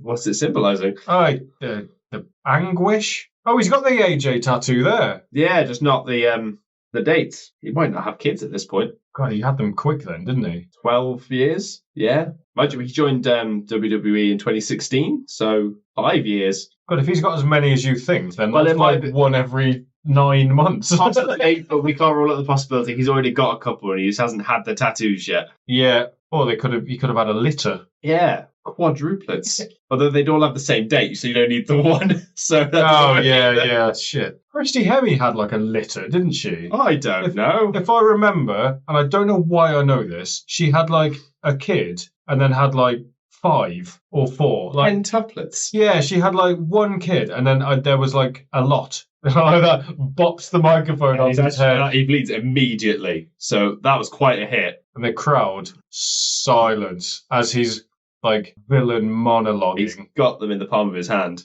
Yeah. It goes on a bit too long, I think. It gets a bit uncomfortable. But maybe that's the point. See, that's really funny when That's smart. Yeah. So Daniels goes to say I quit and then realizes if he says it, the match is over. So he's like, I don't think so. And then I think this is the point where he starts bringing Wendy into the equation. And the crowd start chanting, shut the fuck up. Why is it always Wendy? Why always Wendy with AJ's feuds? That's his wife. Yeah, I know, but leave her out of it. Yeah. Doesn't have to come up in every feud. Oh, Wendy. There you go. Daniels did just say to take the kids out of the room. So he's Yeah. got at least 2 at this point. How many people in that room do you think know that Wendy is AJ Styles' wife? I think enough. I don't know if people know it, but you can infer from what's being said. You don't need to know. I just saw something. Why are these people here dressed exactly the same? Which 2? They're just wearing blue But hoodies. but the tassels have fallen exactly the same. If we're being pedantic here, the one in the front has a lighter blue hoodie on. Okay. But I see your point. Yeah, it's just, if they were stood next to each other, it'd be weird. Like, Yeah, it would be a bit really weird. weirder. Could be a glitch in the Matrix. Who knows? That's the move he never does anymore. It's so good. And he normally does it on the ropes and not on the turnbuckle. So it's like a backflip into a scorpion death drop. That's what it is. I always thought it would. It's so impressive the way he does it, but I always thought it would look better as a wrestling move if he didn't pause. I think 'Cause he you has get to the- pause to make sure he's stable. Because if he drops and it's gone wrong, he could really hurt the other person. Yeah. But I've only ever seen him do that to Kofi Kingston in the WWE. See, I've seen him do that move so many times. I can picture it. On anybody? But yeah, that's it. And I don't know. Yeah, I can't picture it in WWE at all. No, I think he's done it to Kofi and that's it. BME, AJ moves, but Daniels lands on his feet. A nice big foot from Daniels there. Great big foot. Who was doing that Pele first? Him or Balor? Him, definitely. Reckon? I mean, where's Balor at the moment as this is happening? Japan. Is he in 2011? No, it's Prince Devitt. Well, AJ's been doing this. Or was he? AJ was definitely doing this back in like 2005. Hmm. So I don't know. I don't know, yeah. Because Balor's been doing it a long, long time. Guess we'll never know. Just throws the chair at Ebner's shin. And he doesn't sell it though. No, he just looks at it. Oh, motherfucker. But AJ approaches Daniels with the screwdriver, and Daniels just quits. Absolute wet fart of an ending, isn't it? Weird ending, right? This was one of the few things that... Why is this guy bowing? Fuck knows. I didn't realise then that AJ actually pierces the canvas with the screwdriver. Yeah, I think the camera was supposed to get it, but it doesn't. No, the camera did get it, but I just didn't notice. So yeah, AJ wins in a disappointing match. When we decided to watch this, I said to you, didn't I? I vaguely remember the ending of the Styles-Daniels match is really shit. Yeah. It's not as bad as I remember, but look at who's in the match. Yeah, it's not good. You shouldn't be uttering that match was crap. With those two competitors. Yeah, exactly, right? Considering they're in my favourite match of all time, yeah, I'd say so. Yeah, they could have a good match with anybody. Definitely. I mean, Styles now is the gatekeeper for, like, new champions in WWE. Well, it was Cody's first defense. Cody's first defense. Championship. Yeah, and he was Roman's. Yeah. However, the only difference is AJ had not long joined the company, so I think it was more an opportunity for AJ than it was Roman. Yeah, because AJ went straight to main. Yeah, apparently.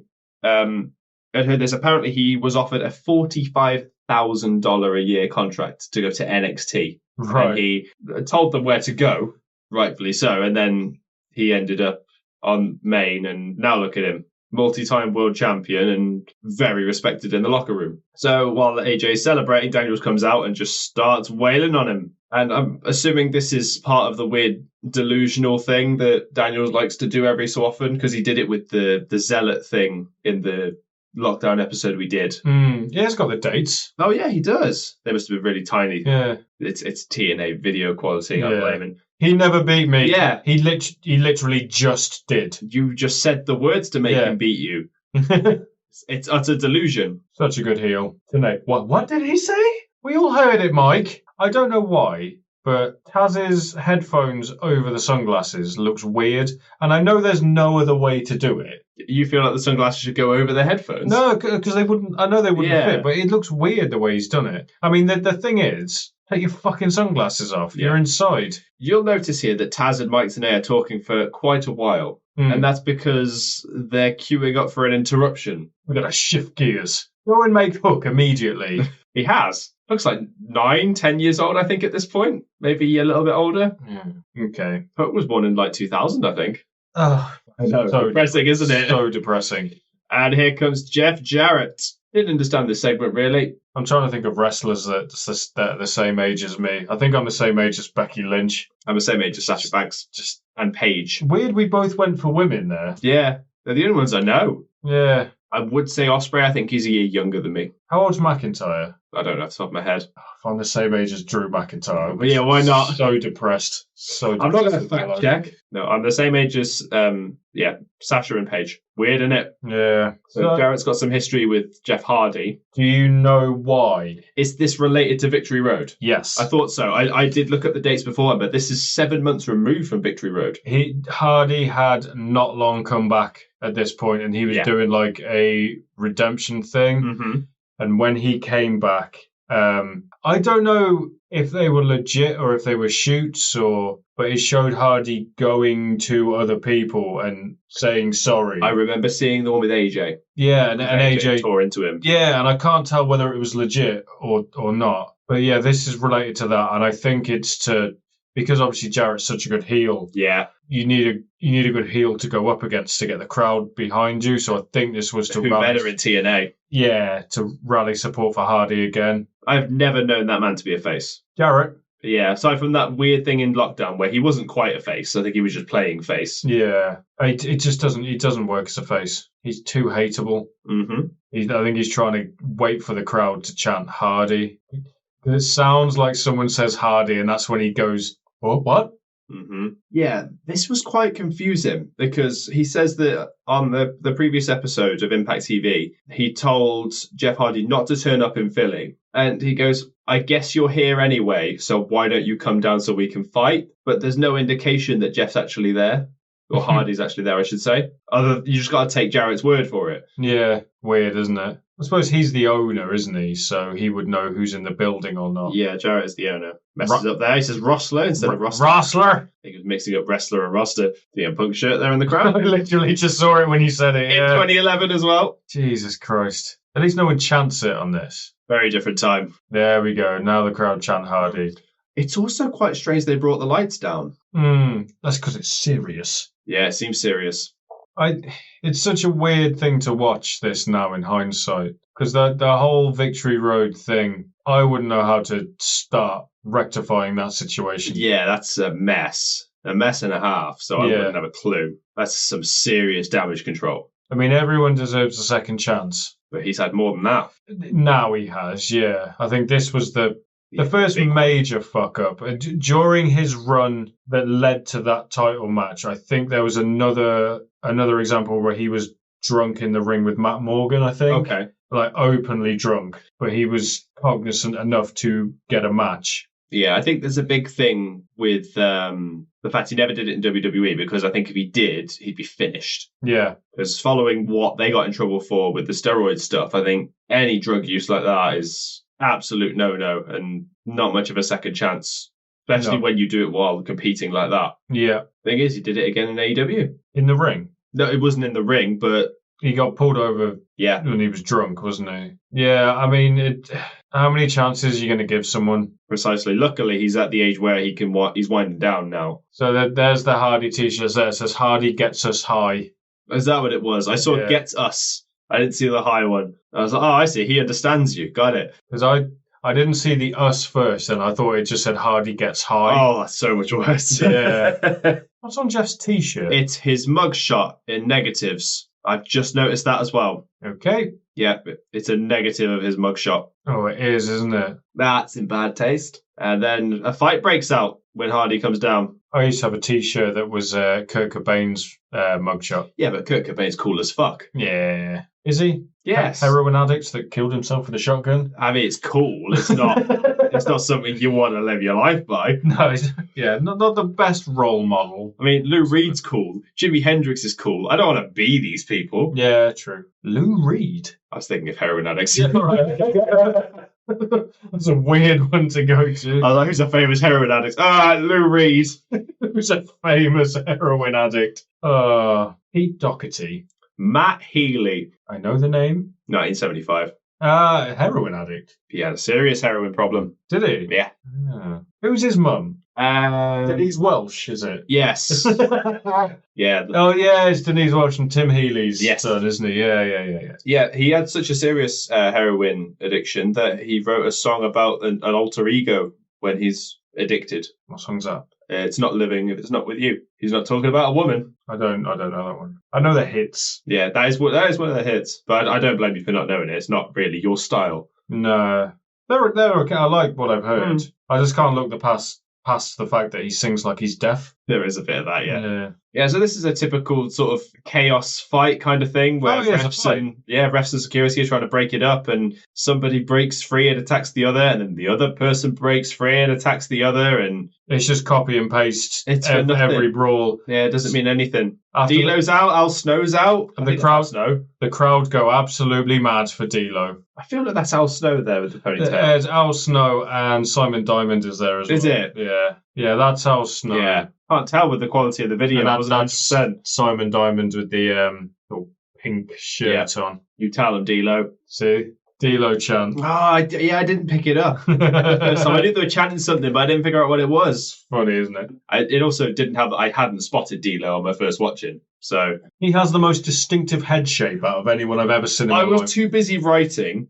Jeff Jarrett comes down to the ring, calls out Jeff Hardy. Chaos ensues. I was too busy writing that to notice D'Lo. Yeah, that is what happens. Oh, that sign that says drinking matters. Yeah, that's been there the whole time on and off as well, but bad time to do it now. Yeah. Well, Hardy Gets Us High is hardly any better. Yeah, watching this with 2024 eyes. No bueno. This theme's kind of shit as well. Yeah, it's one he did himself, isn't it? Ah, that makes sense. Because I remember looking into the music that he made, and it was all really shit.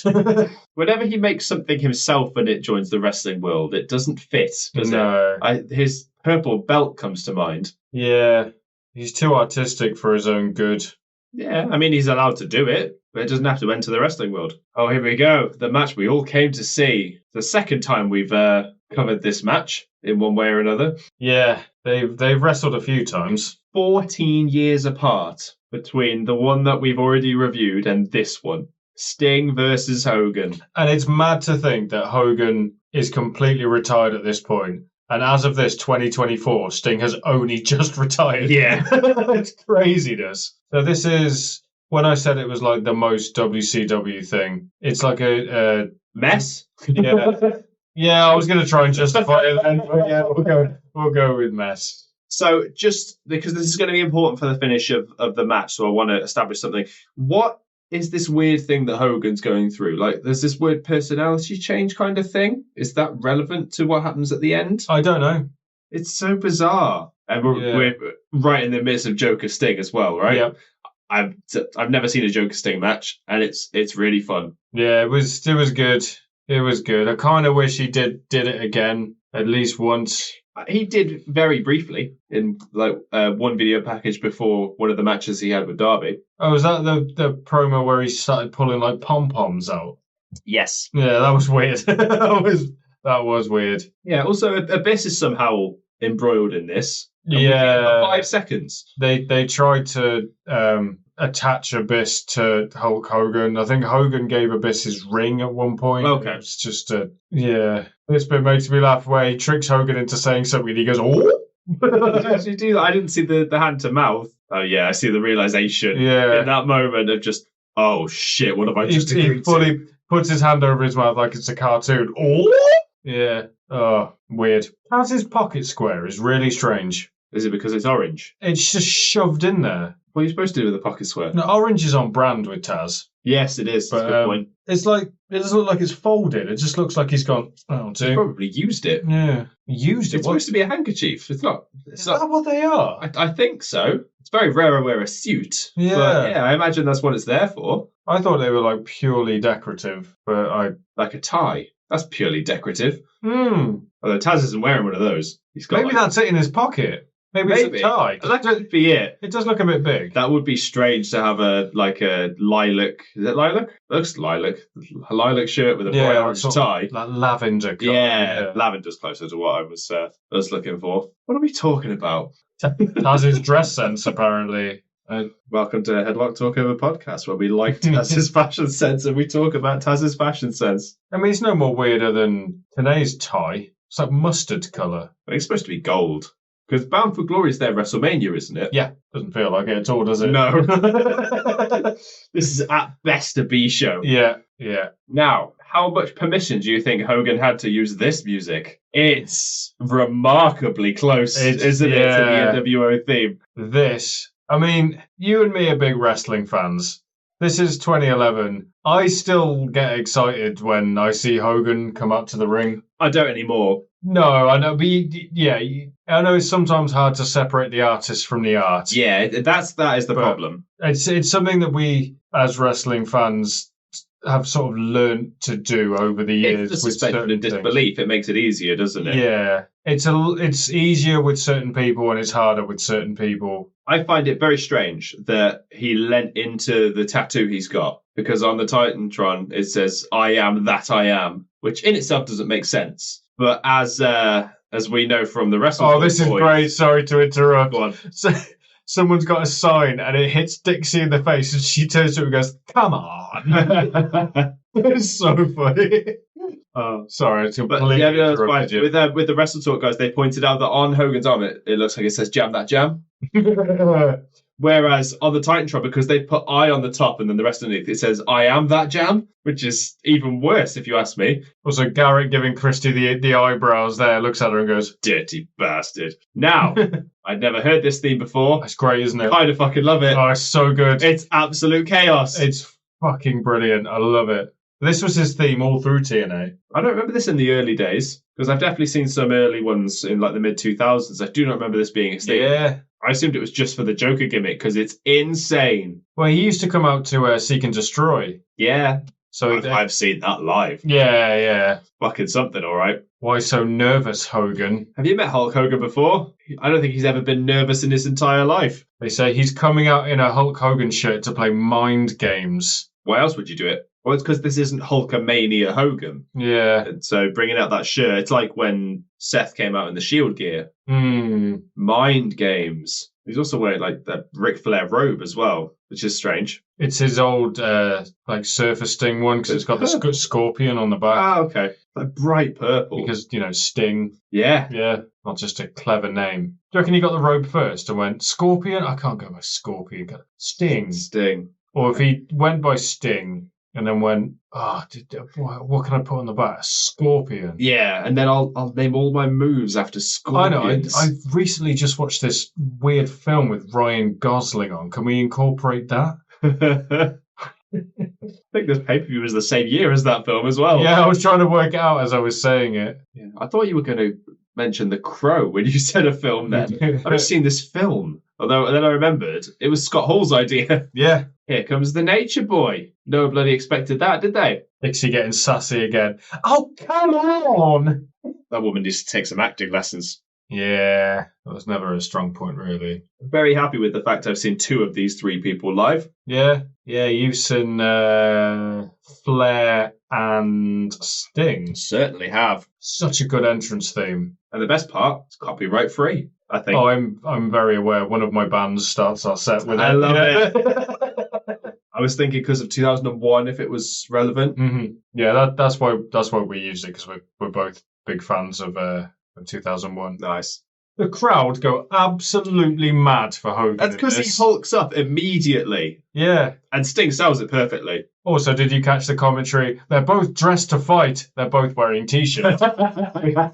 which, as we know as wrestling fans, means I'm not going to take my top off. I've either got a bad body or I'm in an exploding barbed wire death match. Yep, that's it. I knew I'd get you to say that. You said you'd never say that much. Why are his shoulders shiny and nothing else? Hogan? Yeah. He's got shiny shoulders, but his arms aren't and his head's not. I don't know. What have you been doing, Hulk? You've been doing push-ups off the bed again. Yo. That was Rip. Excuse me, yeah. Speaking of rips, those in the back of his t-shirt. Yes. Why? Maybe to make it easier to rip later on? On the back? Maybe. Imagine if he did rip it from the back. It'd be really weird. Just, oh, have I done it yet? Or maybe because he's so swole, he'll break the t-shirt if he doesn't. I mean, they're very uniform. Whoever did them, are they just slits or have they cut like ovals, do you reckon? I imagine they just pulled a bit and then cut. Yeah. And Hogan doing the Dusty special of wearing knee pads over his jeans. Yeah. Oh, he raked his front. Straight from his forehead down to his belly button. Thing works so hard in this. I think Hogan obviously had a lot of limitations at this point. Yeah. Because Sting isn't that much younger than Hogan, is he? I don't think. I'm not sure. I'm not sure of the age difference. Also, when Flair does the chop, everyone like on autopilot goes, woo! And then realizes that it's Flair and they go absolutely mad for woos after that. This is the person we're supposed to do it to. What a man. I'm not going to tell you which of the three I'm talking about because it works for all three of them. Yeah. Three of the greatest who have all had great rivalries with each other. Yeah. As well. They've all been really intertwined like the whole of their career. Watching Flair in TNA is like so depressing. Because he had the perfect send-off. Yeah. And then just went and did all this. He needed that alimony money, didn't he? Whatever it was. Hogan's punch noises. I think he's holding a spike there. He's not punching him in the head. He's stabbing him in the head. With his back to the camera. Yep. He does have shiny shoulders. Yeah, it's weird, isn't it? I've just noticed it, to be fair. I didn't notice it on my first watch through. But only his shoulders. And the top of his head. It's like the opposite of a trucker's tan. Yeah, there's a lot of blood in this match. You catch Hogan blading as well. I didn't spot him blading. I don't know if you saw it. Oh, and there's where Sting stings up. I don't class it as stinging up unless he beats his chest. Hogan did not want that back bump. I don't blame him. Yeah. He wouldn't want any back bump. He does it a few times, to be fair. Well, you got to do the job. Yeah, well, do you, brother? Depends if it works for you. I don't know why I said it like that. Brother?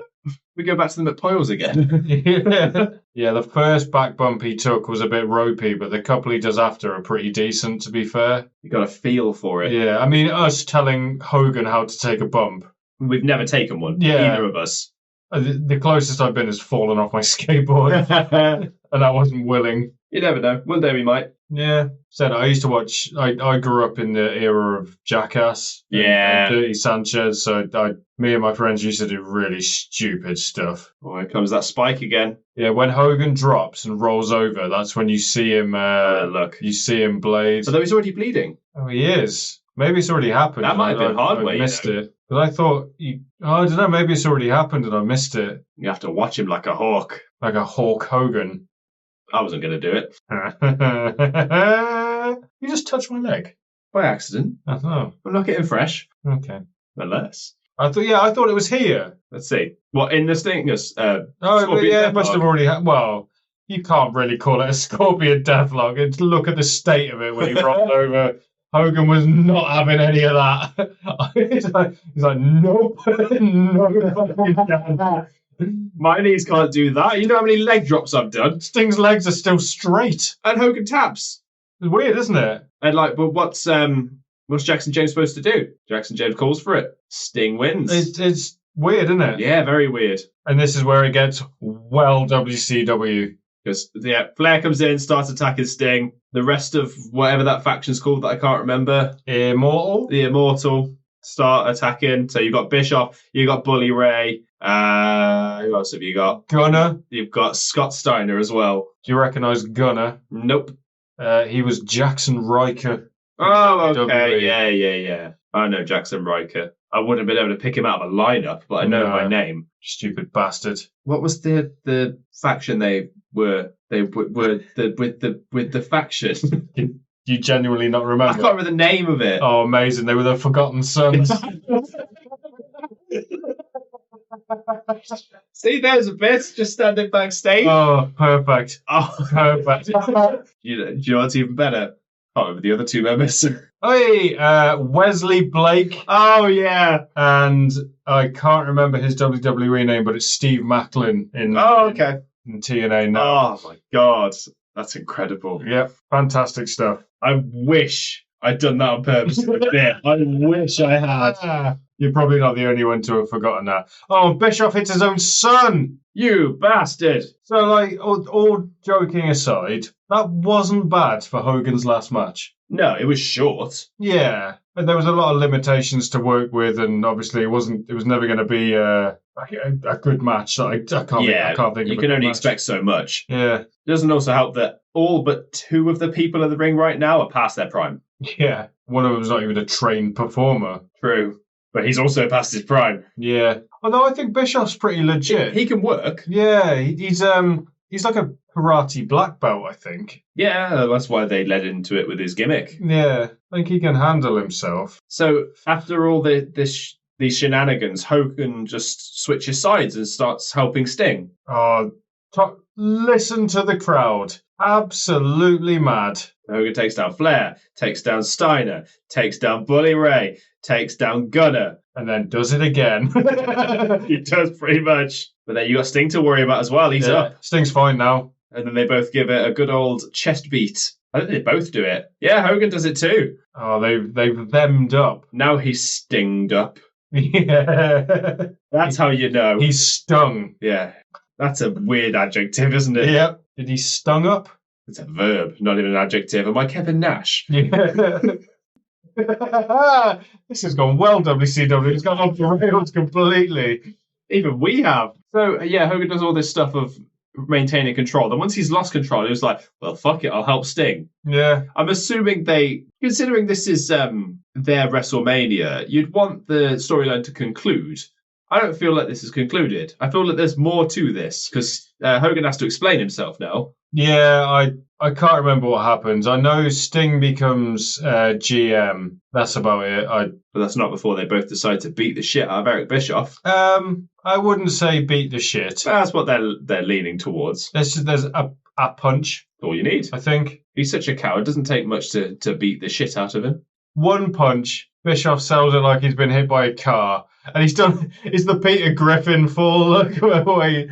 Yeah. Incredible. Yeah, so he's saying, I'm back, Hogan. He's saying, I'm back. Really strange, isn't it? Like, who have you been? And Dixie, my hero!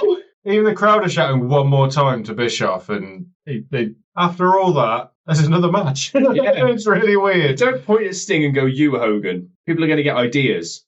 You! Oh, wait, no, I've got no top on. I can't do it. Yeah, how many pay-per-views have we watched doing this now where the main events seem to be the wrong way around? Too many. It's because I know like the traditional wrestling logic dictates that the title has to go on last, but Hogan versus Sting. I'd say it seems like hindsight, but this is the only exception. Like all the other ones we've talked about after the fact, we're like, yeah, probably the wrong way around. But this one, you could look at it, read it, and be like, that is the wrong way around. Hulk Hogan versus Sting for control of the company. And it's Hogan's last televised match. Yeah, it's nuts, isn't it? Because you could have done something like sold control of the company. You could have done something with the heavyweight title as well. Yeah. I mean, I don't know. I'm just thinking on my feet here. But yeah, really strange. Very bizarre. And considering how into it the crowd got as well, it's almost like, oh, it's a fucking Kurt Angle match next. Knackered. That happens a lot at WrestleMania, to be fair. So it's pretty on brand. Yeah. Particularly like around when John Cena was main eventing every year. The crowd were knackered by the time that match came around, so they just didn't care. You're right, Mike Tenay. Jackson James didn't succumb to the pressure. So do you know what's going on here? Rude has never been world champion, so it's this like big mountainous climb to get what he's never had.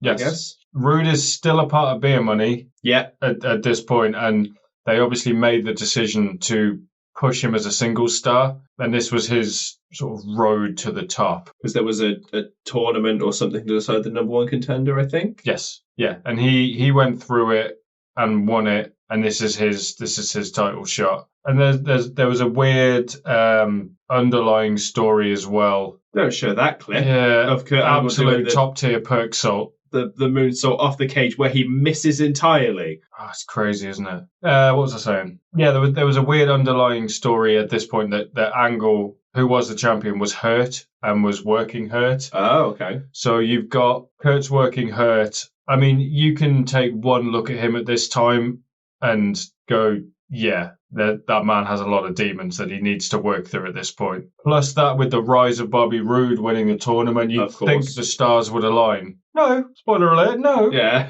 although it is, considering, I'll remind you again that this is their version of WrestleMania where everything should be wrapped up, ready for a fresh set of storylines. Yep. Doesn't. I'm going to guess, based on what happens in this match, that they do a rematch later on. Well, you'd think that, wouldn't you? Yeah, I would have thought so. You'd think there'd be a sort of Cody Rhodes finish the story thing. Do you not know what happened after this? I do not. The next Impact, Kurt lost the title to James Storm. Oh, okay. And then I think about a week or 2 weeks after that, Roode won it then. From Storm? Yes, by turning heel. How bizarre. Yep, could have just done it here. Yeah. And you would have made a star out of Bobby Roode. I mean, Bobby Roode looks like a star. Every WWE guy, apparently, that came through TNA all looked at Bobby Roode and went, what is he doing here? Why is he not in WWE? Yeah. Like, Road Dogg said it, Billy Gunn said it. They were like, that guy needs to be in WWE. Mm-hmm. He obviously would. Well, yeah, we talk about people who should have been world champion in WWE. Yeah. The ship had sailed, unfortunately. It was too late in his career for him to do anything about it. I mean, it wasn't at this time, I think, he'd start going by the nickname The It Factor. Right. And it just, it completely sums him up. I mean, there's nothing fancy about him. He wrestles like a very simple, safe style. He's always been compared to Triple H. But it's solid. Yeah. Like, everything he does is, like, solid and smooth. So this is another strange dynamic being in Philadelphia, because it's the same state as Pittsburgh, where Angle's from. So there's a couple of signs out there that are anti-Roode. Yeah. Despite the fact Angle is quite clearly the heel in this scenario. So for me, watching this is a real catch-22, because you can take one look at Kurt there and go, that man's not well. That's a man that is not well. Also, knowing what we know now and knowing, what he was doing and what he was taking unnecessary risks. Yep. You know it's going to be a hell of a match when you see him like that. You're like, this is going to be good. This looks like the peak of it to me, because he's so skinny. Yeah, he's really skinny. He's got that 1,000-yard stare. His arms are really skinny. I don't know if this was around the time where he said he was losing feeling in his hands. This might have been the 50 pill a day kind of time. Yeah, but it just, and around this time at TNA as well, Kurt was everywhere. He was on all the time. He was the top guy, that's why. Yeah, and it's just, you look at him and you go, that's a man that needs a break. That just needs time off. Also, it's weird seeing Roode with long hair. It is now, yeah. So even the crowd are chanting for it. Even the crowd wanted him to win. They were really behind him. But I have a theory as to why, and I will show you at the end of the match. Yeah, I'm wondering if it's the same thing that I noticed, but we'll get there. I imagine it is. But I don't know the ins and outs of it, so we'll wait and then you can fill me in. We'll see. There's a crossface. I didn't know that was his finisher at the time, because he used it a few times. Yeah. I think if I remember, he debuted it in the tournament. Right. I'm trying to think now. His finisher was like a clothesline. Okay. To the back of the head for a long time. And then it was the perfect plex. Right. And then I think he debuted the crossface in was it the Bound for Glory tournament, I think it was called? Sounds right. Something like that. I can't remember. They mention it a lot in this. Another thing I heard as well is Hogan wasn't a big fan of Bobby Roode. Right. And he made the call the day of the pay-per-view for Angle to retain. Those are really persistent rumors about this match. but I know Bischoff said that's not the case, and he flat out says no, that's not the case. So I don't know where those rumors have come from, but Rumor mill's weird though. yeah, I mean, take that with a pinch of salt, but it sounds like a Hogan thing to do. Oh, there's an up and comer. No, squash it. However, if Hogan had said it wasn't true, I wouldn't have believed him. Yeah. I believe Bischoff. Yeah, I really like listening to Bischoff's podcasts. You know, I've not listened to any of it, and I'm really convinced now that I should. I listened to one in the build up to Halloween Havoc, and that was a really interesting one. And then I tried to listen to another one for research for something that we watched. I can't remember which one it was, and it had nothing to do with the pay-per-view at all. But I just like listening to Bischoff talk. The only trouble I find is, and I know I've spoke about this before, it's all ads and it's all Conrad Thompson. That's podcasts for you. Yeah. Save with Conrad. And like an hour and a half podcast, there's about like 40 minutes of useful stuff. Yeah. But I like I say, I like listening to him. I have the same birthday as Eric Bischoff, so I have to like him. Good point. That's how that works. But let's go on record and say that we're not opposed to podcasts having sponsors. Get out on record. So if Conrad Thompson, if you're listening, no. Yeah. Oh, fucking hell, what a bump that was. That's a German suplex off the top from Bobby to Angle. Angle flips over and just lands on his shoulder. Yeah.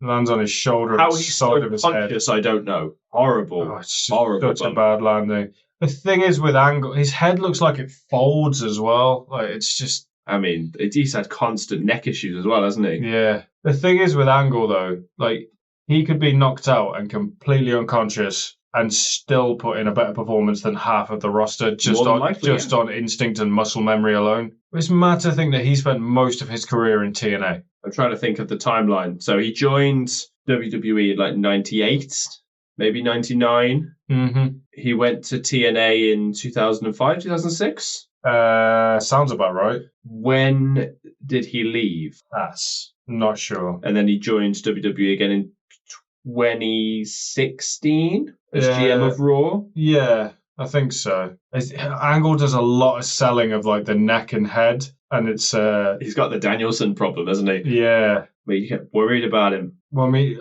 obviously we can look at this with the benefit of hindsight. Yeah. And know that he was going through some stuff. It's like when you watch the match with him and Lesnar. Yes. And you know he's got a broken neck in that match. Like he put off surgery so he could have that match. And watching him, the first time you watch it, you're like, Jesus Christ, that's a good match. And then you know that, and you know that every bump he's taking, he's like literally risking his neck. And it's like, oh, but he's not quite as bad as Foley, but he really did give his body to like fans. Definitely. Because he struggles now. I know his knees are shot, and I think he still has problems with his arms and like losing feeling in his arms and his hands. Yep, pretty. Unfortunately, it's pretty standard now. It seems to be more and more common. I do remember the story of when he was initially approached by WWE, which I think was in '96, just after he'd won the gold medal. Mm-hmm. And he basically scoffed at the idea.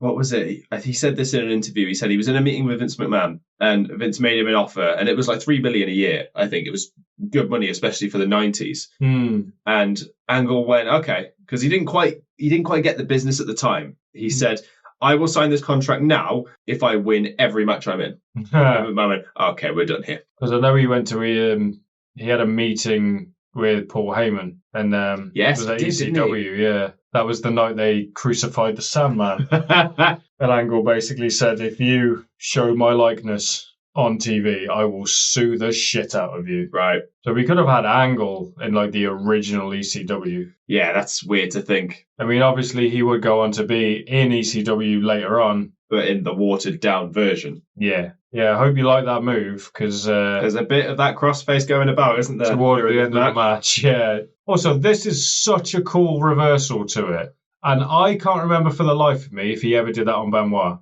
I don't think he did. Because it seems like such a thing that they would do. Because obviously that's Benoit's move, the crossface. Yep. Also, it's weird that a Canadian is using it as well. Yeah, that's what I was thinking. It might have been some kind of homage. I think he did call it the Canadian crossface. But obviously Benoit didn't call it that. No. Hey, Rude countered straight out of the ankle lock in a pretty decent way as well. I used to call it angle lock. Yeah. It fits. It foots. No one's ever getting that reference. You realise that? No, yeah. That's the fourth crossface of the match. Yeah. What were you saying about the rumours that Kurt was working hurt? A lot of rest holds and submission holds. Yeah. What's that say on the bottom of his shoes? Otter Mix, which I'm guessing is the brand of the shoe. Okay. Oh, very nice. Maybe a hot take. Not a fan of the angle slam. Doesn't really seem like it does much. It's a very good looking move. It shouldn't be a finisher though. Who else does it? Roddy Strong does it. Roddy Strong does it.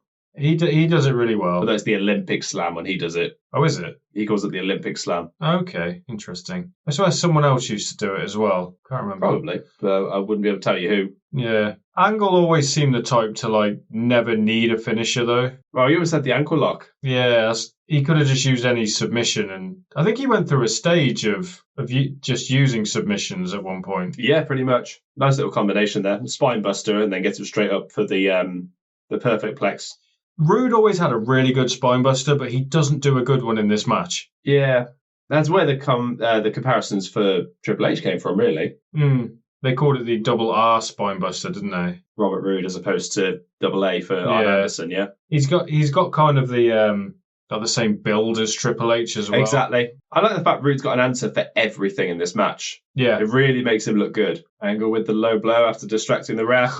I like the way Rude has to get off the top rope and go, no, I'll go over there. Yeah, because Angle pulls the ref in front of him and he's like, no. See, even the crowd are cheering when Rude kicks out. Like, they really wanted it. Yeah, the crowd are really into this, aren't they?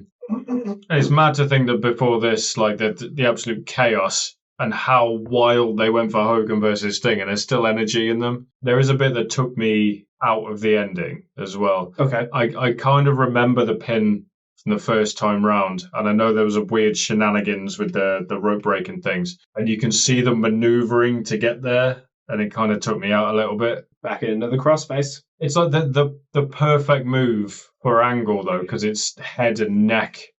Like, yeah, of course. Target. This is a shame. This bit, because Angle can't see where he's going. His hands aren't high enough to get the ropes, so it loses the drama of grabbing the ropes, and he just goes past the ropes. See, the way I saw it, I thought that's a really weird rope break, but it's also the rope break that Bobby Roode does. It's a general thing where if you break the plane of the ropes. Yeah. The way I look at it is when you look at the WWE games, like even if they're laid down and their foot's under the rope, they call the rope break. But you're out of bounds, technically. Yeah. In the context of this match, I think it was so over-exaggerated to remind the crowd that is an actual rope break. So when it happens to Bobby, when his hand's out, they can turn around and be like, well, hang on. Also, Kurt Angle doing a spear is weird.